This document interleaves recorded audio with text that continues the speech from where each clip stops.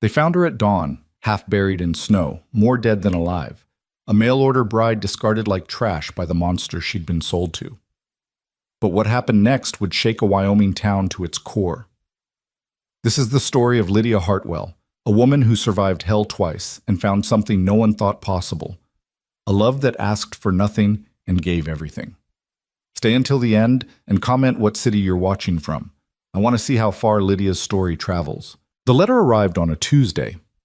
Lydia Hartwell would remember that detail for the rest of her life, not because Tuesdays held any particular significance, but because it was the last ordinary day she would ever know. The envelope was cream-colored, expensive-looking, with her name written in careful script across the front. Miss Lydia Hartwell. As if she were someone important, as if she mattered. She'd been hanging laundry in the backyard of her stepfather's house in Nebraska when the postman delivered it. September 1872, and the air already carried the bite of coming winter. Her fingers were raw from the lye soap, her back ached from scrubbing floors since dawn, and there was a bruise forming on her left arm where Silas had grabbed her the night before. Just another Tuesday in the Hartwell house. "Letter for you," the postman had said, tipping his hat with something that might have been pity in his eyes. Everyone in town knew what kind of man Silas Hartwell was. Everyone knew, and no one did a damn thing about it.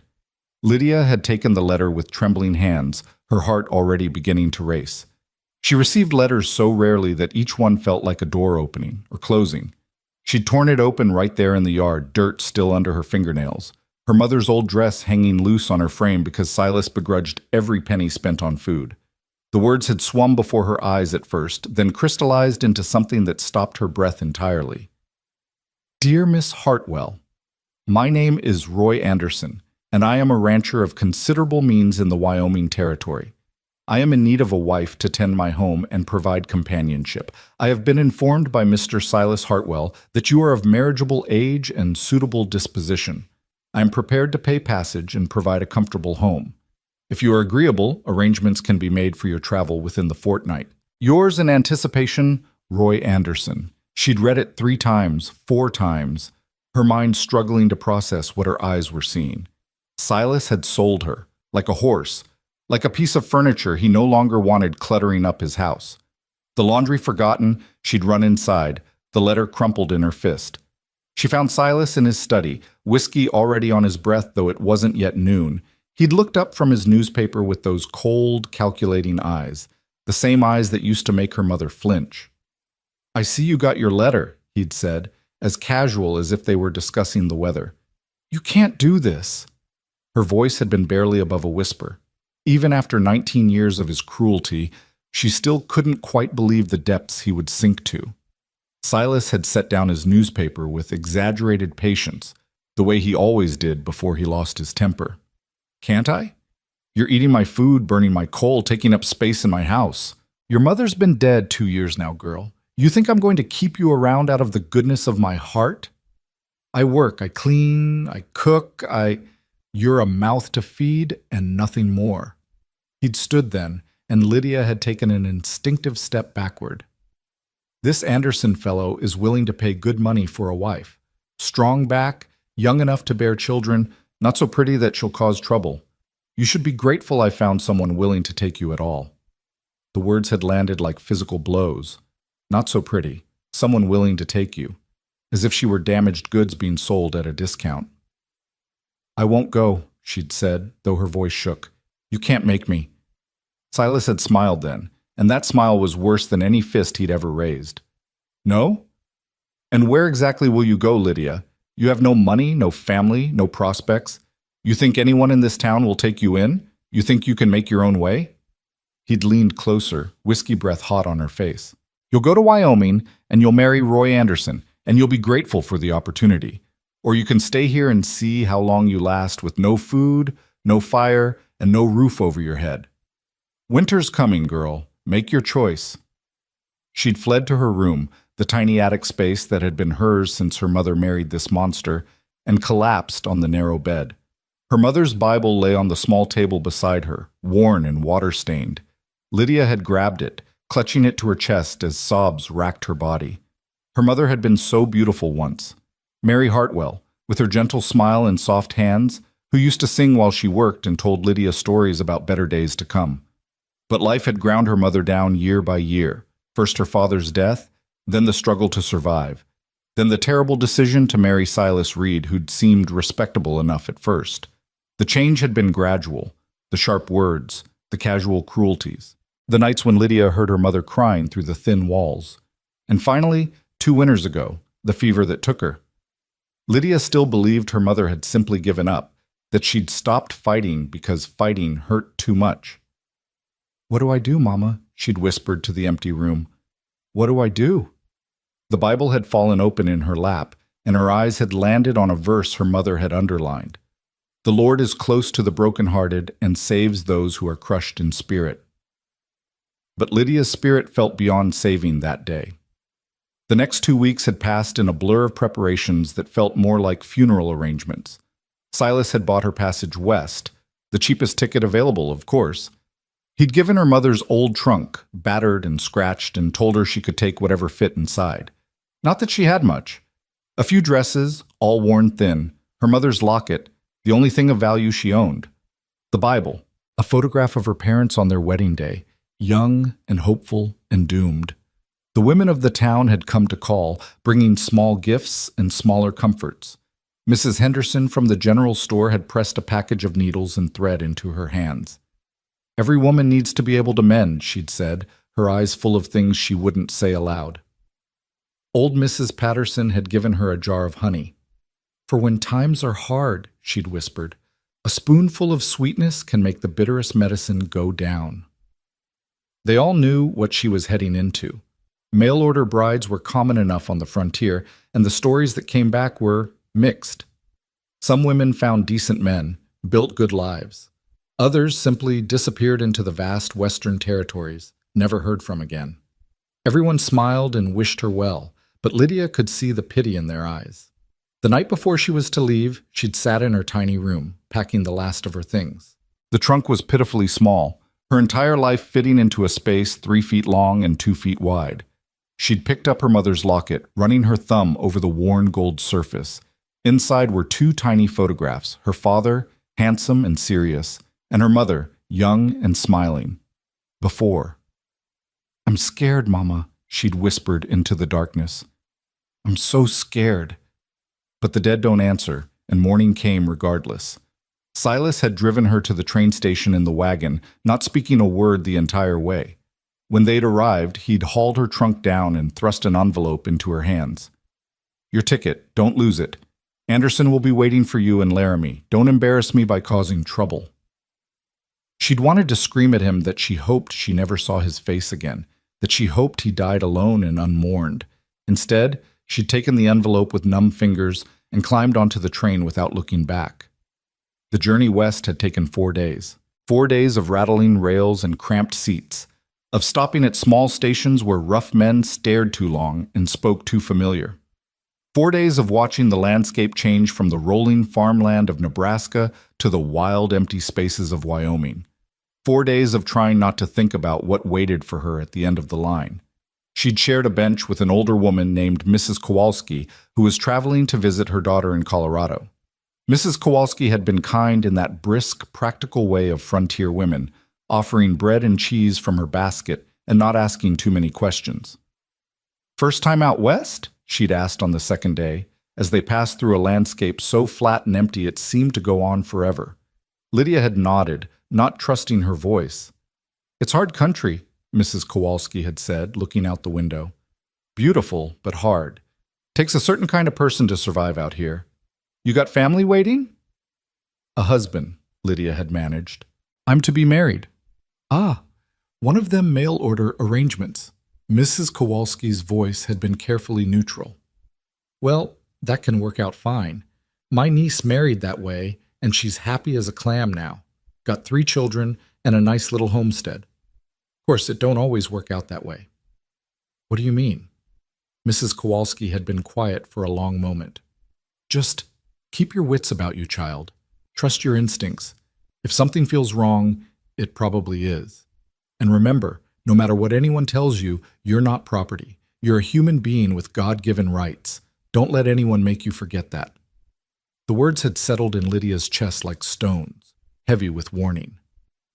On the fourth day, the train had finally pulled into Laramie. Lydia had pressed her face to the window, trying to catch her first glimpse of her new home. What she'd seen had made her heart sink. Laramie was rougher than any place she'd ever known. Unpaved streets thick with mud, buildings that looked hastily constructed and poorly maintained, men everywhere, and women nowhere to be seen. "End of the line," the conductor had called. "Laramie, Wyoming territory." Lydia had gathered her few belongings with shaking hands. The Bible, a small bag with her personal items, her mother's locket around her neck hidden beneath her collar where it couldn't be seen. Everything else was in the trunk, which the porters were already hauling off the train. She'd stepped onto the platform into chaos. Cowboys on horseback rode through the streets, shouting and firing guns in the air. The smell hit her immediately: horse manure, unwashed bodies, cheap whiskey, and something else, something wild and dangerous that she couldn't name. This was the frontier, raw and untamed, and suddenly Nebraska seemed like paradise lost. "Miss Hartwell?" The voice had come from behind her, rough and loud. She'd turned, her heart hammering, to face her future husband for the first time. Roy Anderson was not what the letter had suggested. He was tall, that much was true, but rail-thin in a way that spoke of too much whiskey and not enough food. His face was weathered and hard, with a nose that had been broken at least once, and small, calculating eyes that reminded her sickeningly of Silas. His clothes were dirty, his boots worn down, and he reeked of alcohol even in the middle of the afternoon. This was a rancher of considerable means. This was the man who would provide her with a comfortable home. "You're prettier than I expected," Roy had said, looking her up and down in a way that made her skin crawl. "Silas said you were plain, but you'll do just fine." He'd reached for her arm, his grip immediately too tight, possessive in a way that set every instinct screaming. "Got your trunk? Good. Wagon's this way. We got a long ride ahead of us." The letter said you were a rancher," Lydia had managed, her voice barely steady. Roy had laughed, a harsh bark of sound. "That's right. Got myself a nice spread about 20 miles from here. You'll see it soon enough. Come on now. I didn't pay good money for you to stand around gawking." Paid good money for you. The words confirmed what she'd already known, but desperately hoped wasn't true. She'd been bought. Purchased. Sold by one man to another like cattle. The wagon ride had been a nightmare. Roy had been drunk. She'd realized that within the first mile, and he'd talked constantly, his words slurring together as he boasted about his ranch, his cattle, his plans. But the more he talked, the less any of it made sense. The numbers didn't add up. The stories contradicted themselves. And slowly, horribly, Lydia had begun to understand the truth. Roy Anderson was a liar. He had no considerable means, no prosperous ranch. He was a small-time operator at best, probably in debt up to his eyeballs, and he'd ordered a mail-order bride for the same reason he'd do anything else, because he wanted something for nothing, and he'd found a way to get it. "You'll earn your keep," he'd said at one point, his hand sliding onto her knee in a way that made her stomach turn. "A man needs a woman to cook and clean and, well, other things. Been too long since I had a woman in my bed, but that'll change tonight, won't it?" Lydia had said nothing, just stared straight ahead and tried not to vomit. The ranch, when they'd finally arrived as the sun was setting, had been worse than she'd imagined. It wasn't a ranch at all, it was a shack. A crude, poorly built structure with holes in the roof and a door that hung crooked on its hinges. There were a few scrawny cattle in a pen that looked ready to collapse, a barn that was missing half its boards, and nothing else for miles in any direction. This was her new home. This was her future. "Welcome to the Anderson spread," Roy had said, laughing at his own joke. "Ain't much now, but it'll grow. With you here to help work the place, we'll make something of it." He'd hauled her trunk off the wagon and dropped it in the dirt, then grabbed her arm again. "Come on inside. I'll show you around. Won't take long. It ain't exactly a mansion." The inside was worse than the outside. One room, with a crude bed in the corner, a stove that looked like it might explode if you tried to use it, and a table with 2 rickety chairs. The floor was dirt, the walls were bare wood with gaps you could see daylight through, and the smell was overwhelming, old sweat, rotten food, and despair. "Home, sweet home," Roy had said, and then his hand had been on her again, rougher now. "Now, about that wedding night." "Wait," Lydia had pulled away, her heart racing. "Shouldn't we—" "Isn't there supposed to be a ceremony, a preacher?" Roy had laughed again, that same harsh bark. "You really are green, ain't you? This is Wyoming territory, girl. Ain't no preachers for 100 miles, and I ain't waiting that long. Far as I'm concerned, you're my wife the moment you stepped off that train. I paid for you, didn't I? That makes it legal enough." That's not how marriage works." His face had changed then, the false good humor dropping away to reveal something cold and dangerous underneath. "You questioning me? After I paid your passage, gave you a home, saved you from whatever shit life you were living back in Nebraska? I just think we should wait until—" The slap had come so fast she hadn't seen it coming. One moment she'd been standing, the next she was on the floor, her cheek exploding with pain, her ears ringing. She'd tasted blood in her mouth. "Don't you ever tell me what we should or shouldn't do," Roy had said, standing over her. "You're my wife now, my property. You'll do what I say, when I say it, or you'll learn what happens to women who don't know their place." He'd reached for her then, and Lydia had scrambled backward, but there was nowhere to go in the tiny shack. He'd caught her by the hair, dragging her toward the bed, and she'd fought, God how she'd fought, but he was so much stronger. "Please," she'd begged, "please don't—" "Shut up," he'd snarled. "Just shut up and take it like a good wife should." What happened next, Lydia would never speak of. Some horrors were too dark to put into words. But when it was finally over, when Roy had rolled off her and started snoring within minutes, she'd lain there in the darkness, bleeding and broken, and wondered if her mother had felt this same crushing despair when she'd married Silas. The locket around her neck pressed against her skin, and she'd clutched it with trembling fingers. Her parents smiled up at her from the tiny photographs, frozen in a moment of hope that seemed impossibly distant now. "The Lord is close to the brokenhearted," her mother's underlined verse had said. But where was the Lord now? Where was he when she needed him most? She'd cried silently into the filthy pillow until she had no tears left, and then she'd simply lain there, staring at the holes in the roof where stars shone through, and tried to figure out how she would survive this. Days turned into weeks, and weeks into months, and Lydia learned what survival meant in Roy Anderson's house. It meant waking before dawn to start a fire in the temperamental stove, to cook whatever meager food they had, usually beans and hardtack, occasionally a stringy piece of meat from one of the scrawny cattle. It meant hauling water from a creek a quarter-mile away, the buckets so heavy they left her shoulders aching. It meant mending clothes with thread that was running out, cleaning a house that could never really be clean, and trying to stay out of Roy's way as much as possible. Because Roy was always angry about something. The cattle weren't fattening up fast enough. The fence needed mending, but he didn't have money for lumber. The weather was too hot or too cold or too wet or too dry. And when Roy was angry, he drank. And when he drank, his fists came out. Lydia learned to read the signs. The particular way he'd slam the door when he came in, the heaviness of his footsteps, the tone of his voice when he called her name. She got good at disappearing into herself, at being there but not there, at enduring whatever needed to be endured and then picking herself up afterward.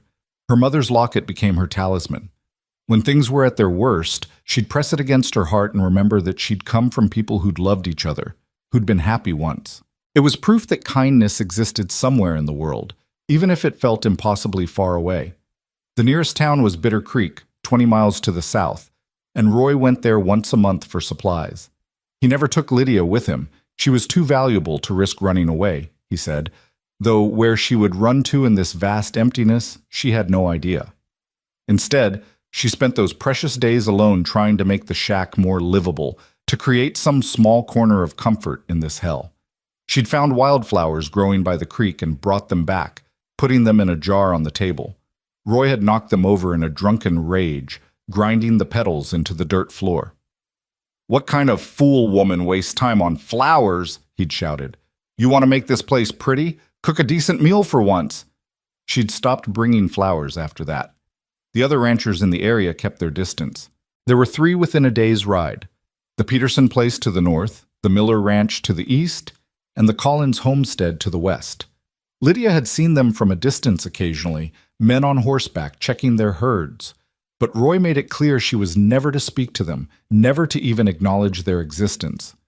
"They're all thieves and liars," he'd say, "especially that Collins bastard. Thinks he's better than everyone else just because he's got a nice spread. I'll show him someday. I'll show all of them."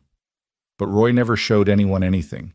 He just drank and raged and took out his frustrations on the one person who couldn't escape. The first snow came in November. Lydia had never experienced a Wyoming winter before, and nothing could have prepared her for it. The cold was savage, brutal, cutting through every layer of clothing, seeping through every crack in the walls. The wind howled across the plains like a living thing, rattling the shack until she was sure it would simply blow away. Roy had laid in supplies. Not enough, never enough, but something. And then he'd essentially hibernated for the winter.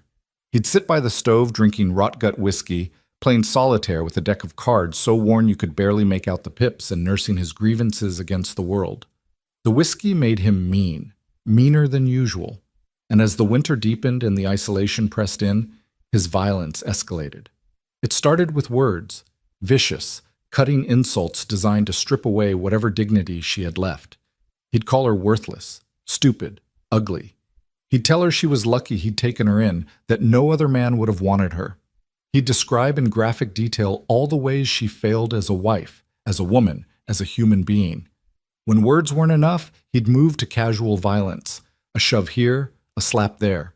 "Clumsy bitch," he'd say when he knocked her into the stove. "Why don't you watch where you're going?"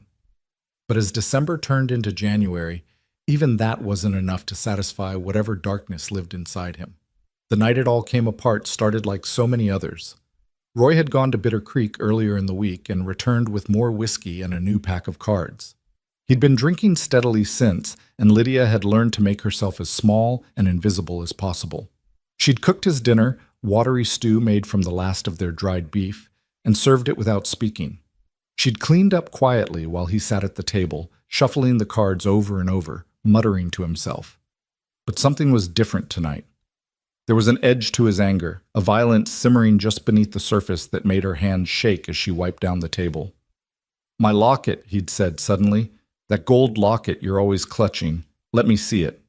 Lydia's hand had flown to her throat instinctively, covering the locket. "It was my mother's. It's all I have left of her." I said, "Let me see it." "Please, it's not worth anything. It's just—" He'd been on her in an instant, his hand closing around her throat, slamming her against the wall. "When I tell you to do something, you do it. Understand?" She'd nodded frantically, unable to breathe, black spots dancing at the edges of her vision. He'd released her, and she'd fallen to her knees, gasping. "Now give it here." With trembling fingers, she'd unclasped the locket and handed it over. Roy had held it up to the lamplight, examining it. "Gold, you said? Looks like it to me. This'll fetch a decent price in town." "No." The word was out before she could stop it. "Please, Roy, it's all I have. It's not worth enough to—" "Shut up." He'd pocketed the locket and returned to his cards. "I'll do what I want with my property, and you're my property too, in case you forgot. You and everything you own." She'd wanted to scream, to fight, to claw his eyes out, but she'd learned in these months that resistance only made things worse. So she'd simply knelt there on the dirt floor, tears streaming down her face, mourning the loss of her last connection to her mother. Roy had ignored her crying, dealing out cards for another game of solitaire. But she could tell he was getting drunker, his movements getting sloppier. After a while, he'd pulled out the locket again, turning it over in his hands. "Your mama, huh? What was she like?" Lydia had looked up, surprised by the question. Roy never asked about her life before. "She was kind, gentle. She loved to sing." "She pretty?" "Yes, very beautiful." Roy had laughed, that harsh, mocking sound. "Then you must take after your daddy, 'cause you sure as hell didn't inherit her looks." The words had stung, but she'd said nothing. "Tell you what," Roy had continued, a strange gleam in his eyes. "Let's make a game of it. I'll play one hand of poker against myself. If I win, I keep the locket, sell it for drinking money. If I lose—" He'd paused, considering. "If I lose, I'll give it back. Fair?" It wasn't fair. Nothing about this was fair, but it was the only chance she'd get. All right. She'd watched, her heart in her throat, as Roy dealt out 5 cards to himself, studied them, discarded 3, drew 3 more. His face had gone from confident to confused to angry in the space of seconds. Son of a bitch, he'd muttered. Worthless hand. He'd thrown the cards down in disgust, and Lydia had felt a wild surge of hope. He'd lost. He'd give back the locket. But Roy wasn't done. Best 2 out of 3, he'd declared, already gathering the cards. But you said, I said shut up. The second hand went the same way, and the third. Each time Roy's anger grew, fed by the whiskey and his own incompetence. He'd lost to himself, and somehow that was the ultimate humiliation. This is your fault, he'd snarled suddenly, sweeping the cards off the table.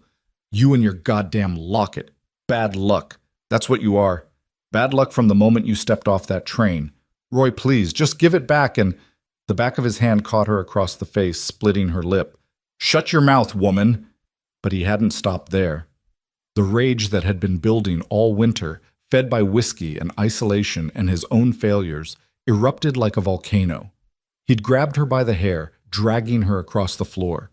His fists had rained down, and she'd tried to protect herself, curling into a ball. But it wasn't enough. She'd heard something crack, a rib, maybe. And pain had exploded through her chest. She'd tasted blood, felt it running down her face. The world had gone fuzzy at the edges, gray and distant. And then, suddenly, she was being dragged toward the door. You want this locket so bad? Roy had roared. Fine. Go get it. He'd thrown the door open, and the winter storm had howled in, blinding white, vicious cold.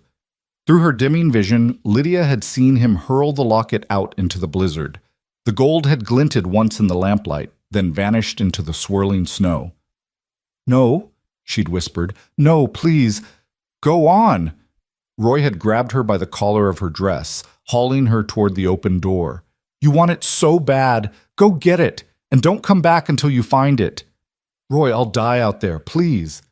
Should have thought of that before you brought your bad luck into my house.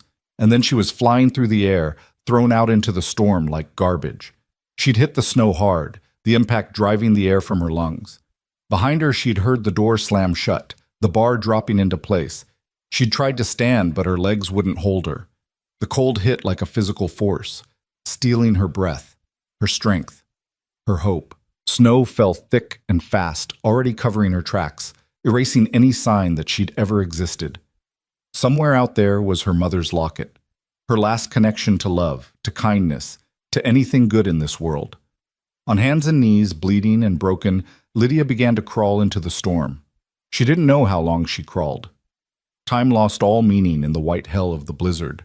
Minutes could have been hours. Hours could have been minutes. All she knew was the cold, cold that burned like fire, that stole feeling from her fingers and toes, that turned her breath to ice in her lungs. She'd searched for the locket at first, her frozen hands padding through the snow, desperately seeking that glint of gold.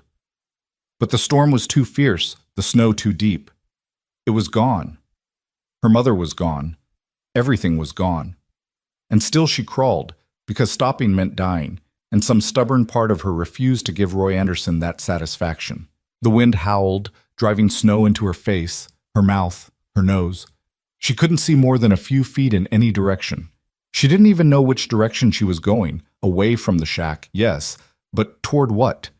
There was nothing out here, just endless white emptiness and death waiting in the cold. Her mother's voice came to her then, a memory so clear it was almost real. Don't give up, baby. Don't ever give up. You're stronger than you know. I'm not strong, Mama, she'd whispered into the storm. I'm not strong at all. But she kept crawling. Her vision was starting to go gray at the edges, like looking through a tunnel that was slowly closing. Her hands and feet were numb. She couldn't feel the cold anymore, which some distant part of her brain knew was a bad sign. When you stopped feeling the cold, it meant you were dying. Maybe that wasn't so bad. Maybe it would be peaceful, just lying down in the snow and letting go. No more pain, no more fear, no more Roy Anderson. She'd almost stopped then. Almost let herself sink into the white and the gray and the quiet. But then, Through the swirling snow, she'd seen something. A shape in the darkness. A straight line where there shouldn't be straight lines in nature. A fence. Hope, tiny and fragile as a candle flame in a storm, flickered to life. A fence meant property. Property meant people. People meant help. She'd crawled toward it, her frozen hands reaching, grasping. When her fingers finally closed around the rough wood, she'd wanted to weep with relief. But there were no tears left. They'd frozen on her cheeks long ago. Using the fence, she'd pulled herself upright, standing on legs that felt like they might shatter. Through the storm, she'd seen it, a light in the distance, a lamp in a window, the most beautiful thing she'd ever seen. Help, she'd tried to call, but her voice was barely a whisper, stolen by the wind. She'd taken one step toward that light, then another. Her legs gave out, and she fell face first into the snow. She'd gotten up, fell again, got up again. The light seemed to be getting farther away instead of closer, but she kept going because what else was there to do? One more step, just one more. And then another, and another. The light grew brighter, closer. She could see the shape of a building now, a cabin, solidly built, with smoke rising from the chimney. So different from Roy's shack, so impossibly far away.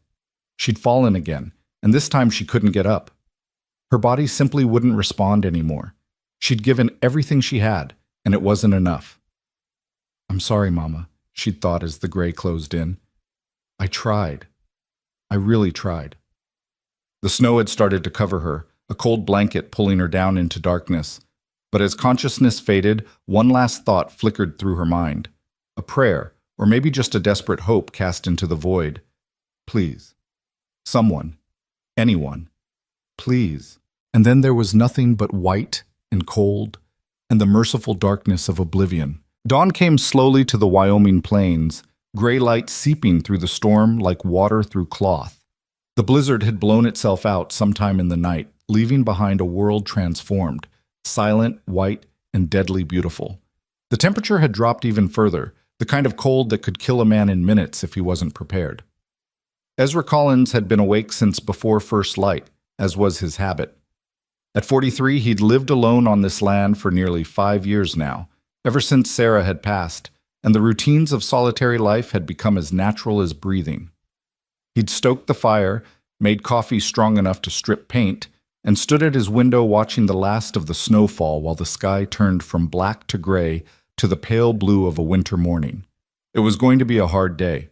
The storm had dumped at least 2 feet of snow, maybe more in the drifts, and his livestock would need tending. The horses would need to be fed and watered, the barn checked for damage, the paths cleared. The work of survival never stopped, not even for a blizzard. He dressed in layers, wool undershirt, heavy flannel, a canvas coat lined with sheepskin, boots that came up to his knees. He'd wound a scarf around his face and pulled on gloves that Sarah had made him years ago, the leather worn soft with use. Then he'd stepped out into the cold. The world was hushed, muffled by snow. His breath came in white clouds, freezing in his beard almost instantly.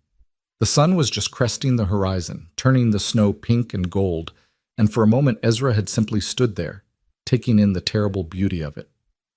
Then he'd gotten to work. The horses were restless, stamping and snorting in their stalls, glad to see him. He'd broken the ice on their water trough, filled their feed bins, checked them for any signs of injury or frostbite. His mare, a dappled gray named Ash, had nuzzled his shoulder while he worked, her warm breath a comfort in the cold. "I know, girl," he'd murmured, stroking her neck. "Hell of a storm, wasn't it?" The chickens were next, huddled together in their coop for warmth. He'd scattered feed and refilled their water, counting heads to make sure none had frozen in the night. All present and accounted for. Small mercies. He'd been heading back to the cabin, thinking about breakfast and maybe another cup of coffee, when he'd seen it. At first he'd thought it was just a drift. Snow piled up against the fence line in a strange shape. But something about it had caught his eye, some irregularity that didn't match the natural patterns of wind-blown snow. He'd stopped, squinting against the glare. The drift was the wrong color, not pure white, but darker. Stained. His heart had begun to pound even before his brain caught up. He'd started running, high-stepping through the deep snow, his breath coming hard. As he got closer, the shape resolved itself into something that made his blood run cold. A body. Half buried in the snow, curled on its side against his fence. A woman's body, from the looks of it, small, dressed in nothing but a thin dress that was frozen stiff. The snow around her was stained red with blood. Jesus Christ, he'd breathed, dropping to his knees beside her. He'd pulled off his glove, pressing his fingers to her throat, not expecting to find anything. But there it was, a pulse, faint and thready, but there. She was alive. Somehow, impossibly, she was still alive. "Can you hear me?" he'd asked, knowing she couldn't, but needing to say something. "I've got you. You're going to be all right." He'd scooped her up as gently as he could, shocked by how light she was, how cold. Her skin was blue-white, her lips nearly purple. She was frozen solid, rigid in his arms like a statue. How long had she been out here? How was she not dead? He'd carried her back to the cabin as fast as he could move through the snow, shouldering through the door and kicking it shut behind him. The warmth hit like a wall, and he'd known immediately that warming her too fast could be just as dangerous as the cold itself. He'd laid her on the floor in front of the fire, far enough back that the heat wouldn't be direct. Her clothes were frozen to her body, the fabric stiff and crackling. He'd have to get them off, get her warm, but carefully. Too fast and her heart could stop. His hands had moved with practiced efficiency, though inside his chest his heart was racing. He'd cut away the frozen dress with his knife. It was ruined anyway, stiff with ice and stained with blood. Underneath, her skin was mottled with purple and white patches. Frostbite. Bad frostbite on her hands and feet especially. He'd wrapped her in blankets from his bed, then added the quilt Sarah had made, the one he usually kept folded at the foot of the bed like a shrine. He'd built up the fire, filled a pot with snow to melt for warm water, and then he'd simply knelt there beside her, watching her breathe. Because she was breathing.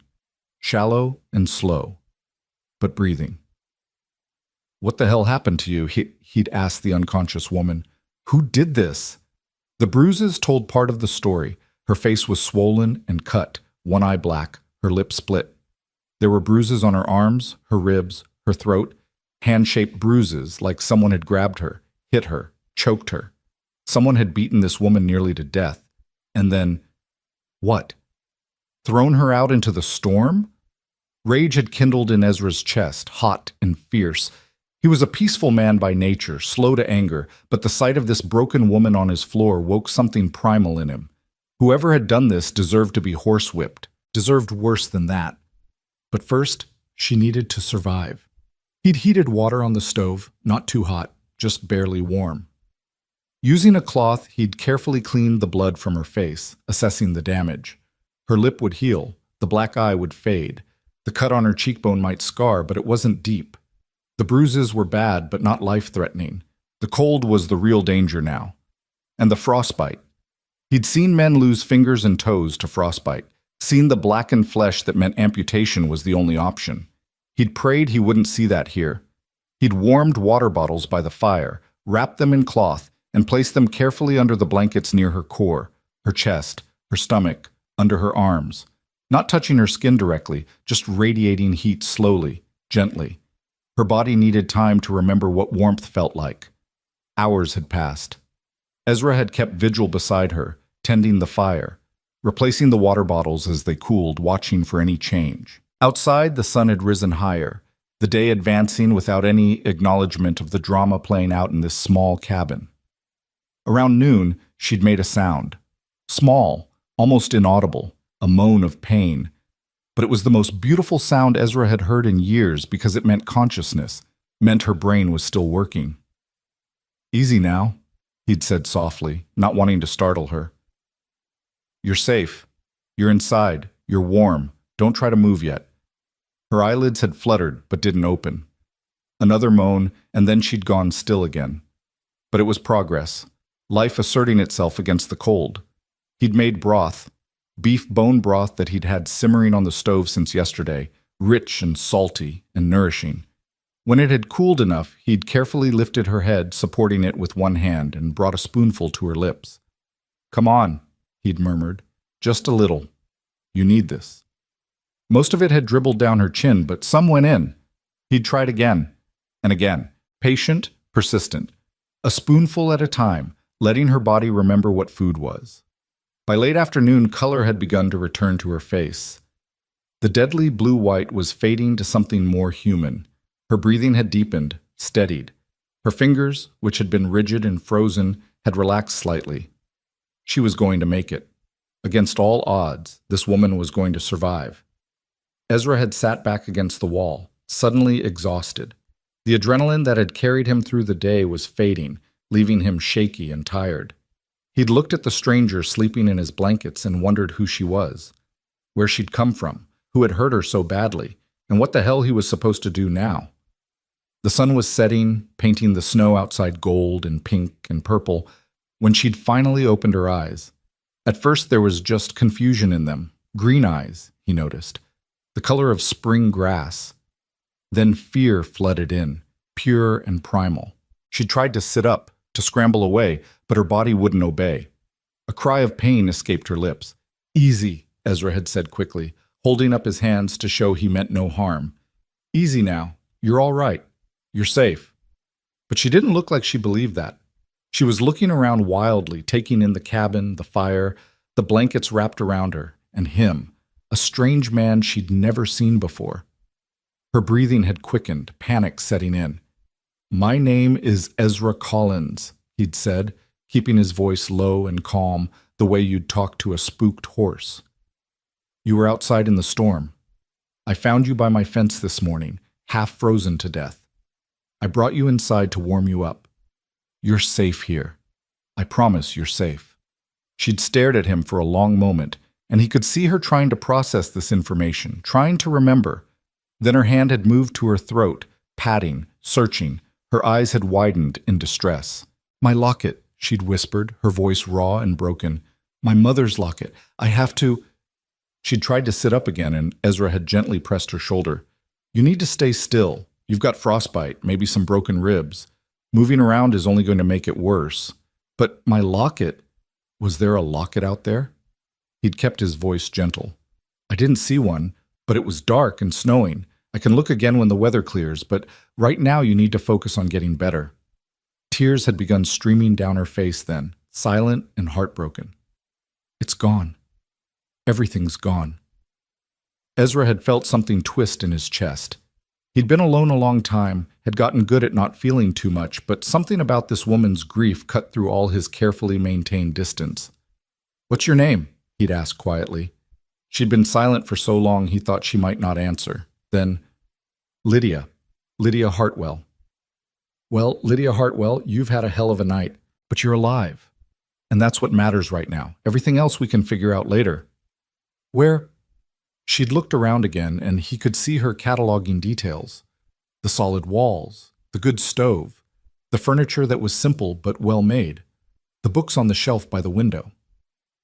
"Where am I?" "You're at my homestead, about 6 miles southwest of Bitter Creek. You were by my fence line when I found you. Do you remember what happened?" Her face had closed then, shutting down like a door slamming. The storm. I was in the storm." There was more to it. The bruises made that clear, but Ezra hadn't pushed. Whatever had happened to put her out in that blizzard, she'd tell him when she was ready. Or she wouldn't. Either way, it was her story to share. "Are you hungry?" he'd asked instead. "I've got broth on the stove. It's not much, but it'll help get your strength back."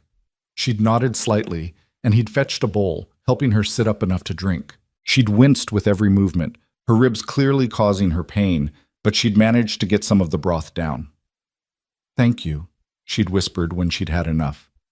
"Nothing to thank me for. Any decent person would do the same." But even as he'd said it, he'd known it wasn't quite true. There were plenty of men out here who wouldn't have helped, who would have seen a woman alone and vulnerable and taken advantage. The frontier attracted all kinds, and not all of them were good. She'd fallen asleep again after that, exhausted by even that small effort. Ezra had sat by the fire, watching her sleep, and thought about what he'd gotten himself into. The situation was complicated. A strange woman in his cabin, clearly running from something or someone. No proper chaperone, no husband or family to speak for her. In a town like Bitter Creek, where gossip spread faster than wildfire, this could ruin both their reputations. But what was he supposed to do? Throw her back out into the snow, take her into town and dump her at the church? She was hurt, vulnerable, and clearly terrified of something. No. Whatever complications this brought, he'd deal with them. Right now, she needed help, and he had it to give. That was all that mattered. The next days settled into a rhythm that was strange but not unpleasant. Lydia slept most of the time, her body demanding rest as it healed. When she was awake, Ezra brought her food, broth at first, then bread soaked in milk, then soft scrambled eggs. Small meals, easy to digest, gradually building her strength back up. He'd set up a screen in the corner, a frame with a blanket draped over it, to give her privacy when she needed to use the chamber pot or change clothes. He'd given her one of his old shirts to sleep in, the fabric soft with age and washing, and it hung on her like a dress. They didn't talk much. Ezra wasn't much for conversation even at the best of times. 5 years alone had made him comfortable with silence, and Lydia seemed locked in her own head, somewhere far away. But he noticed things about her. The way she startled at sudden sounds, the way she tracked his movements whenever he was in the room, like she was always calculating escape routes. The nightmares that woke her gasping in the dark, though she never spoke of what she'd dreamed. She'd been hurt badly, and not just by the cold. Someone had broken something in her, and it was going to take more than warm broth and clean blankets to fix it. A week passed. The frostbite on her hands and feet had turned out to be moderate, painful and slow to heal, but not severe enough to cause permanent damage. The bruises were fading from purple-black to yellow-green. The cut on her face was scabbing over. She was mending, at least physically. On the 8th day, he'd woken to find her sitting up by the fire, wrapped in the quilt, staring into the flames. It was early, the sun wasn't up yet, and he'd thought she was asleep. "Can't sleep it?" he'd asked quietly. She jumped at his voice, then shook her head. "Nightmares." He'd sat down in his chair, keeping a respectful distance. "Want to talk about it?" "No." "Fair enough." He'd poured himself coffee, offered her some, which she'd declined. They'd sat in silence, watching the fire, until the sky began to lighten outside. "Why are you helping me?" she'd asked suddenly. Ezra had considered the question. "Why wouldn't I? You don't know me. I could be anyone. A criminal, a liar, someone bringing trouble to your door." "Could be," he'd agreed. "Are you?" "No. But you don't know that. I know you were half dead in the snow. I know someone beat you badly and left you to die. I know you're scared and hurting and alone." He'd looked at her then, really looked at her. "That's all I need to know to help." She'd turned away, but not before he'd seen fresh tears in her eyes. "People don't just help. Everyone wants something." "Not everyone." "Yes, everyone." Her voice had been bitter, hard with experience. "Every kindness comes with a price.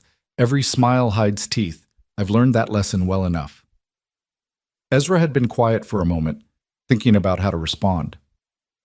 "I'm sorry that's been your experience, but I don't want anything from you. You can stay here until you're healed, until you figure out where you want to go next. No strings, no expectations. And then what? You'll just let me leave?" "If that's what you want, yes." She'd studied his face, searching for the lie, the trap, the hidden cost. But whatever she saw there must have satisfied her, because she'd finally nodded and turned back to the fire. It was a start. As Lydia grew stronger, she began to move around the cabin more.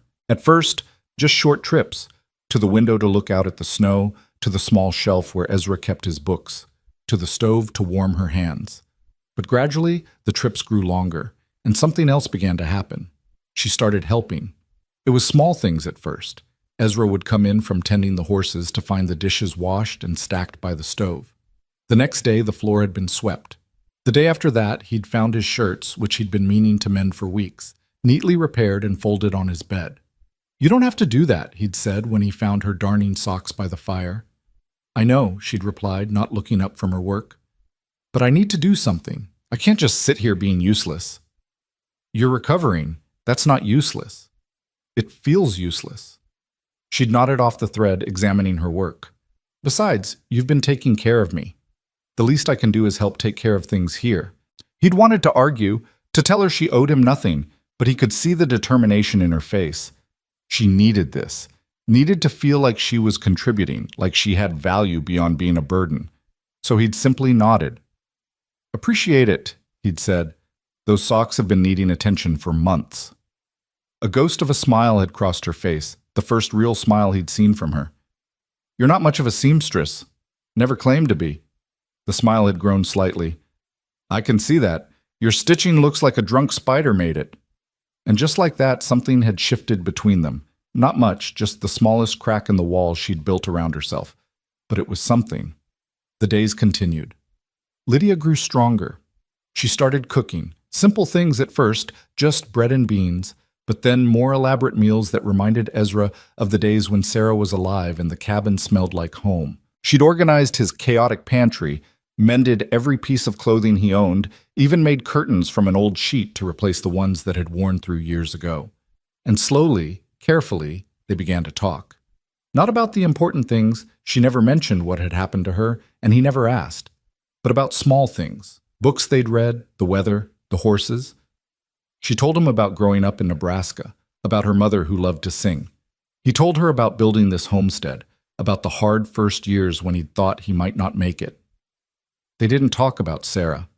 That grief was still too raw, even after 5 years. But sometimes Lydia would pick up the quilt and run her fingers over the stitching, and he knew she understood there had been someone before, someone who'd left a hole that nothing could fill. 3 weeks after he'd found her, they were sitting by the fire after dinner when she finally asked, "Don't you want to know? What happened to me?" Ezra had looked up from the harness he was mending. "Only if you want to tell me." She'd been quiet for a long time, staring into the flames. When she finally spoke, her voice was flat, emotionless, like she was recounting something that had happened to someone else. "I was married, or supposed to be married. A mail-order arrangement. My stepfather sold me to a man named Roy Anderson, a rancher about 20 miles from here. He said Roy had means, that I'd be comfortable, but it was all lies." She'd told him everything then. The train ride west, meeting Roy at the station, the shack that was supposed to be a ranch, the violence that came with the drinking, the night he'd beaten her and thrown her out into the storm over a locket. Ezra had listened without interrupting, his hand still on the harness, but his mind entirely focused on her words. When she finished, there was a long silence. "Roy Anderson," he'd finally said. "I know the place. Passed it a few times. Didn't know anyone was living there. Thought it was abandoned." "Might as well be," Lydia had said bitterly. "It's a ruin. Everything he told my stepfather was a lie. He's not a successful rancher. He's a drunk with a few starving cattle and a shack that's falling apart." "And you're legally married to him?" The question hung in the air like smoke. Lydia's hands had tightened on the quilt. "I don't know. There was no ceremony, no preacher. He just claimed me. Said paying for my passage made me his wife. Is that legal?" "I don't know," Ezra had admitted. "Law out here is complicated. But even if it is legal, what he did to you isn't. No man has the right to beat his wife, to throw her out to die. That's attempted murder, far as I'm concerned. Who would believe me? I'm just some mail-order bride with no family, no money. He could say anything, that I ran away, that I'm lying, that I tried to steal from him. And his word against mine, like..." She'd shaken her head. Men like Roy always win. Ezra had wanted to argue, to tell her that justice would prevail, that she'd be believed. But he'd lived in the Wyoming territory long enough to know that justice was often as harsh and unpredictable as the weather. She was probably right. "What do you want to do?" he'd asked instead. "I don't know." Her voice had been small, lost. "I have nowhere to go, no money, no way to get back to Nebraska, and even if I could, Silas would just sell me to someone else. I'm trapped." "You're not trapped." He'd set down the harness, giving her his full attention. "You can stay here as long as you need to. I've got room, got food. You're earning your keep with the work you've been doing. It's not a permanent solution maybe, but it's something. People will talk." She'd looked at him seriously. A woman living in a man's cabin, no relation, no chaperone. The gossip will destroy both our reputations. "Let them talk," he'd shrugged. "I don't go into town much anyway, and I don't give a damn what people think." "You say that now." But when the Reverend comes calling, when people start treating you different, refusing to do business with you, then I'll deal with it." He'd leaned forward, his voice intense. "Listen to me, Lydia. You've been to hell and back. You've survived things that would break most people. Don't let fear of what other people might think send you back into danger. Stay. Figure out your next step, and to hell with anyone who has a problem with it." She'd looked at him for a long moment, and he'd seen something shift in her eyes. Hope, maybe. Or just the possibility of hope. "All right," she'd whispered. "All right. I'll stay." And so she did. January turned into February, and the worst of the winter settled in like an unwelcome guest. The days were short and brutally cold, the nights endless. But inside the cabin, something unexpected was growing. Not romance, nothing like that. They were too damaged, both of them, too wary of anything that looked like love. But companionship, partnership, a shared life built on mutual respect and careful distance. They developed rhythms. Ezra would wake first, build up the fire, make coffee. Lydia would cook breakfast while he tended the animals. They'd eat together, mostly in silence, then go about their separate tasks. He'd work the land such as it was in winter, mending fences, chopping wood, maintaining equipment. She'd tend the cabin, cook, mend, read from his small collection of books. In the evenings, they'd sit by the fire. Sometimes she'd read aloud. She had a beautiful voice, clear and expressive, and he'd listen while he worked on some project or another. Sometimes they'd play chess on a board he'd carved years ago. Sometimes they'd just sit in comfortable silence, two people who'd learned that not every moment needed to be filled with words. It was peaceful. Strange, given how it had started, but peaceful nonetheless. But peace never lasts forever on the frontier. The first sign of trouble came in mid-February, when Ezra rode into Bitter Creek for supplies. He'd left Lydia at the cabin. She'd been reluctant to be left alone, but he'd convinced her she'd be safe for the few hours he'd be gone. The town was small, just a main street with a general store, a saloon, a church, and a handful of other buildings. Ezra had tied up his horse and gone into the store, nodding to the few people he passed. But something was different. He could feel it in the way people looked at him, quick glances, then looking away. Whispers that stopped when he got close. By the time he reached the counter, the storekeeper, a man named Henderson, was looking at him with barely concealed disapproval. "Ezra," Henderson had said curtly, "what can I get you?" "Usual supplies, flour, salt, sugar, coffee, if you've got good beans."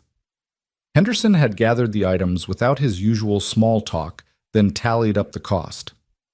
"That'll be $6 even." Ezra had paid, then asked casually, "Something wrong, Henderson? You seem off today." The storekeeper had hesitated, then leaned forward, lowering his voice. "Look, Ezra, you and I have always dealt fair, so I'm going to be straight with you. There's talk going around about you and, well, about you having a woman living in your cabin." Ezra's jaw had tightened. News travels fast. "Peterson's oldest boy was out checking his father's north fence line last week. Saw smoke from your chimney and a woman hanging laundry out to dry. Word got around." Henderson had shaken his head. "I don't judge, Ezra. You're a grown man, and what you do on your own land is your business. But the Reverend's been asking questions, and there are some who think, well, they think it's inappropriate, you being a widower and all, and this woman being unmarried and unchaperoned. The woman's name is Lydia, and she's a guest in my home, nothing more. I believe you, but others won't. You know how people are." Henderson had glanced toward the door, then back. "Reverend Blackwood's been talking about paying you a visit. Wants to make sure everything is proper, as he puts it. Just thought you should know." Ezra had gathered his supplies, thanked Henderson for the warning, and headed back home. But the conversation had left him troubled. He'd meant what he said. He didn't care what people thought. But Lydia was already fragile, already scared. The last thing she needed was a self-righteous preacher showing up to pass judgment on her life. He'd decided not to tell her about the conversation. No point worrying her until there was something concrete to worry about.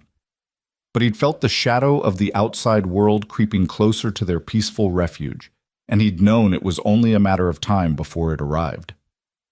That time came exactly 1 week later. Ezra had been outside chopping wood when he'd seen the buggy coming up the road. A single horse pulling a covered carriage, moving at a steady pace. He'd known immediately who it was. Reverend Blackwood, coming to make good on his threat to pay a visit. He'd set down the axe and waited, watching the buggy approach. Inside the cabin, he knew Lydia would be hearing it too, would be wondering what was happening. He'd hoped she'd stay inside, at least until he could assess the situation. The buggy had pulled up in front of the cabin, and Reverend Blackwood had climbed down. He was a tall, thin man with a severe face and eyes that seemed to judge everything they saw. He wore a black suit despite the cold and carried a Bible under one arm. "Mr. Collins," he'd said, his voice as cold as the wind. "I trust you know why I'm here." "Reverend." Ezra had kept his voice neutral. "Can't say as I do, but you're welcome to speak your piece.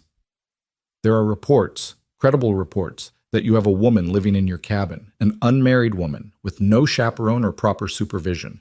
As a man of God and a shepherd to this community, I felt it my duty to investigate these claims and, if necessary, to counsel you on the proper Christian conduct." Ezra had felt anger kindle in his chest, but he'd kept it locked down. Losing his temper wouldn't help anyone. "Her name is Lydia Hartwell. She was caught in that blizzard about a month ago, nearly froze to death. I found her by my fence line and brought her inside to save her life. She's been recovering here since." "And her husband? Her family?" "She has neither. She's alone." Blackwood's expression had grown even more severe. "Then the proper thing would have been to bring her into town, to the church. We have women there who could have cared for her, properly and decorously.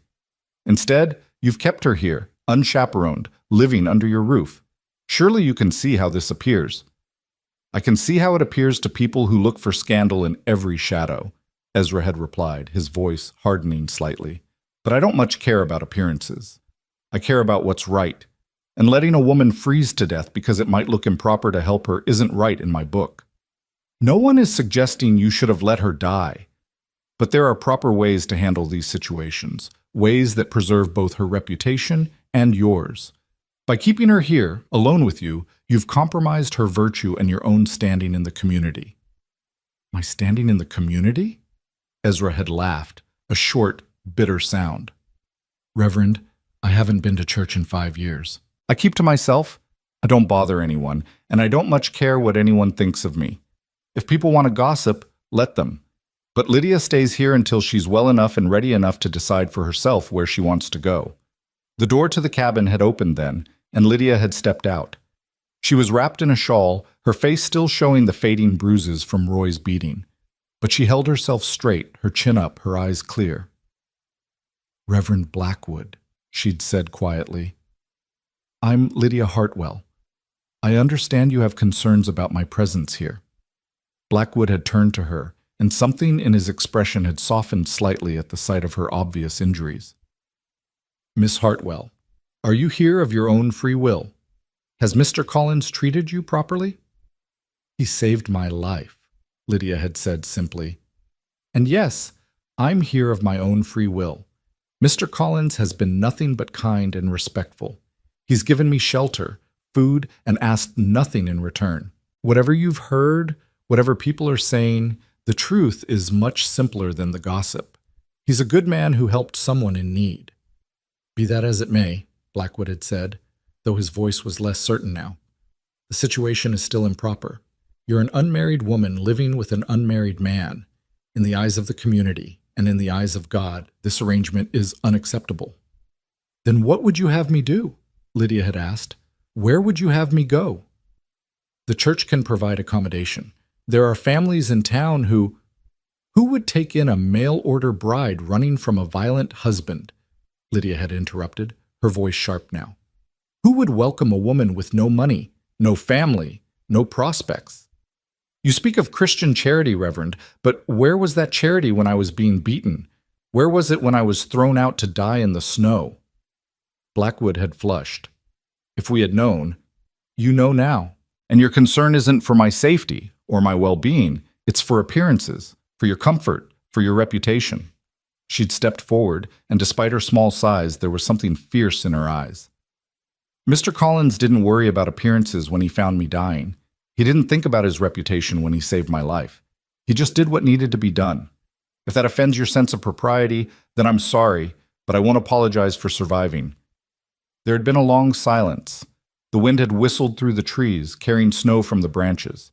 Ezra had watched Lydia face down the Reverend, feeling something like pride swelling in his chest. She'd found her strength again, this woman. Found her voice. "I see," Blackwood had finally said, his voice cold again.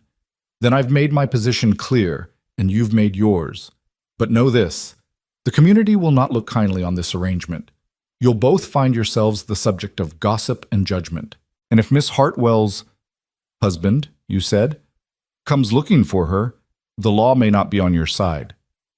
"Let him come," Ezra had said quietly. "And let the law decide.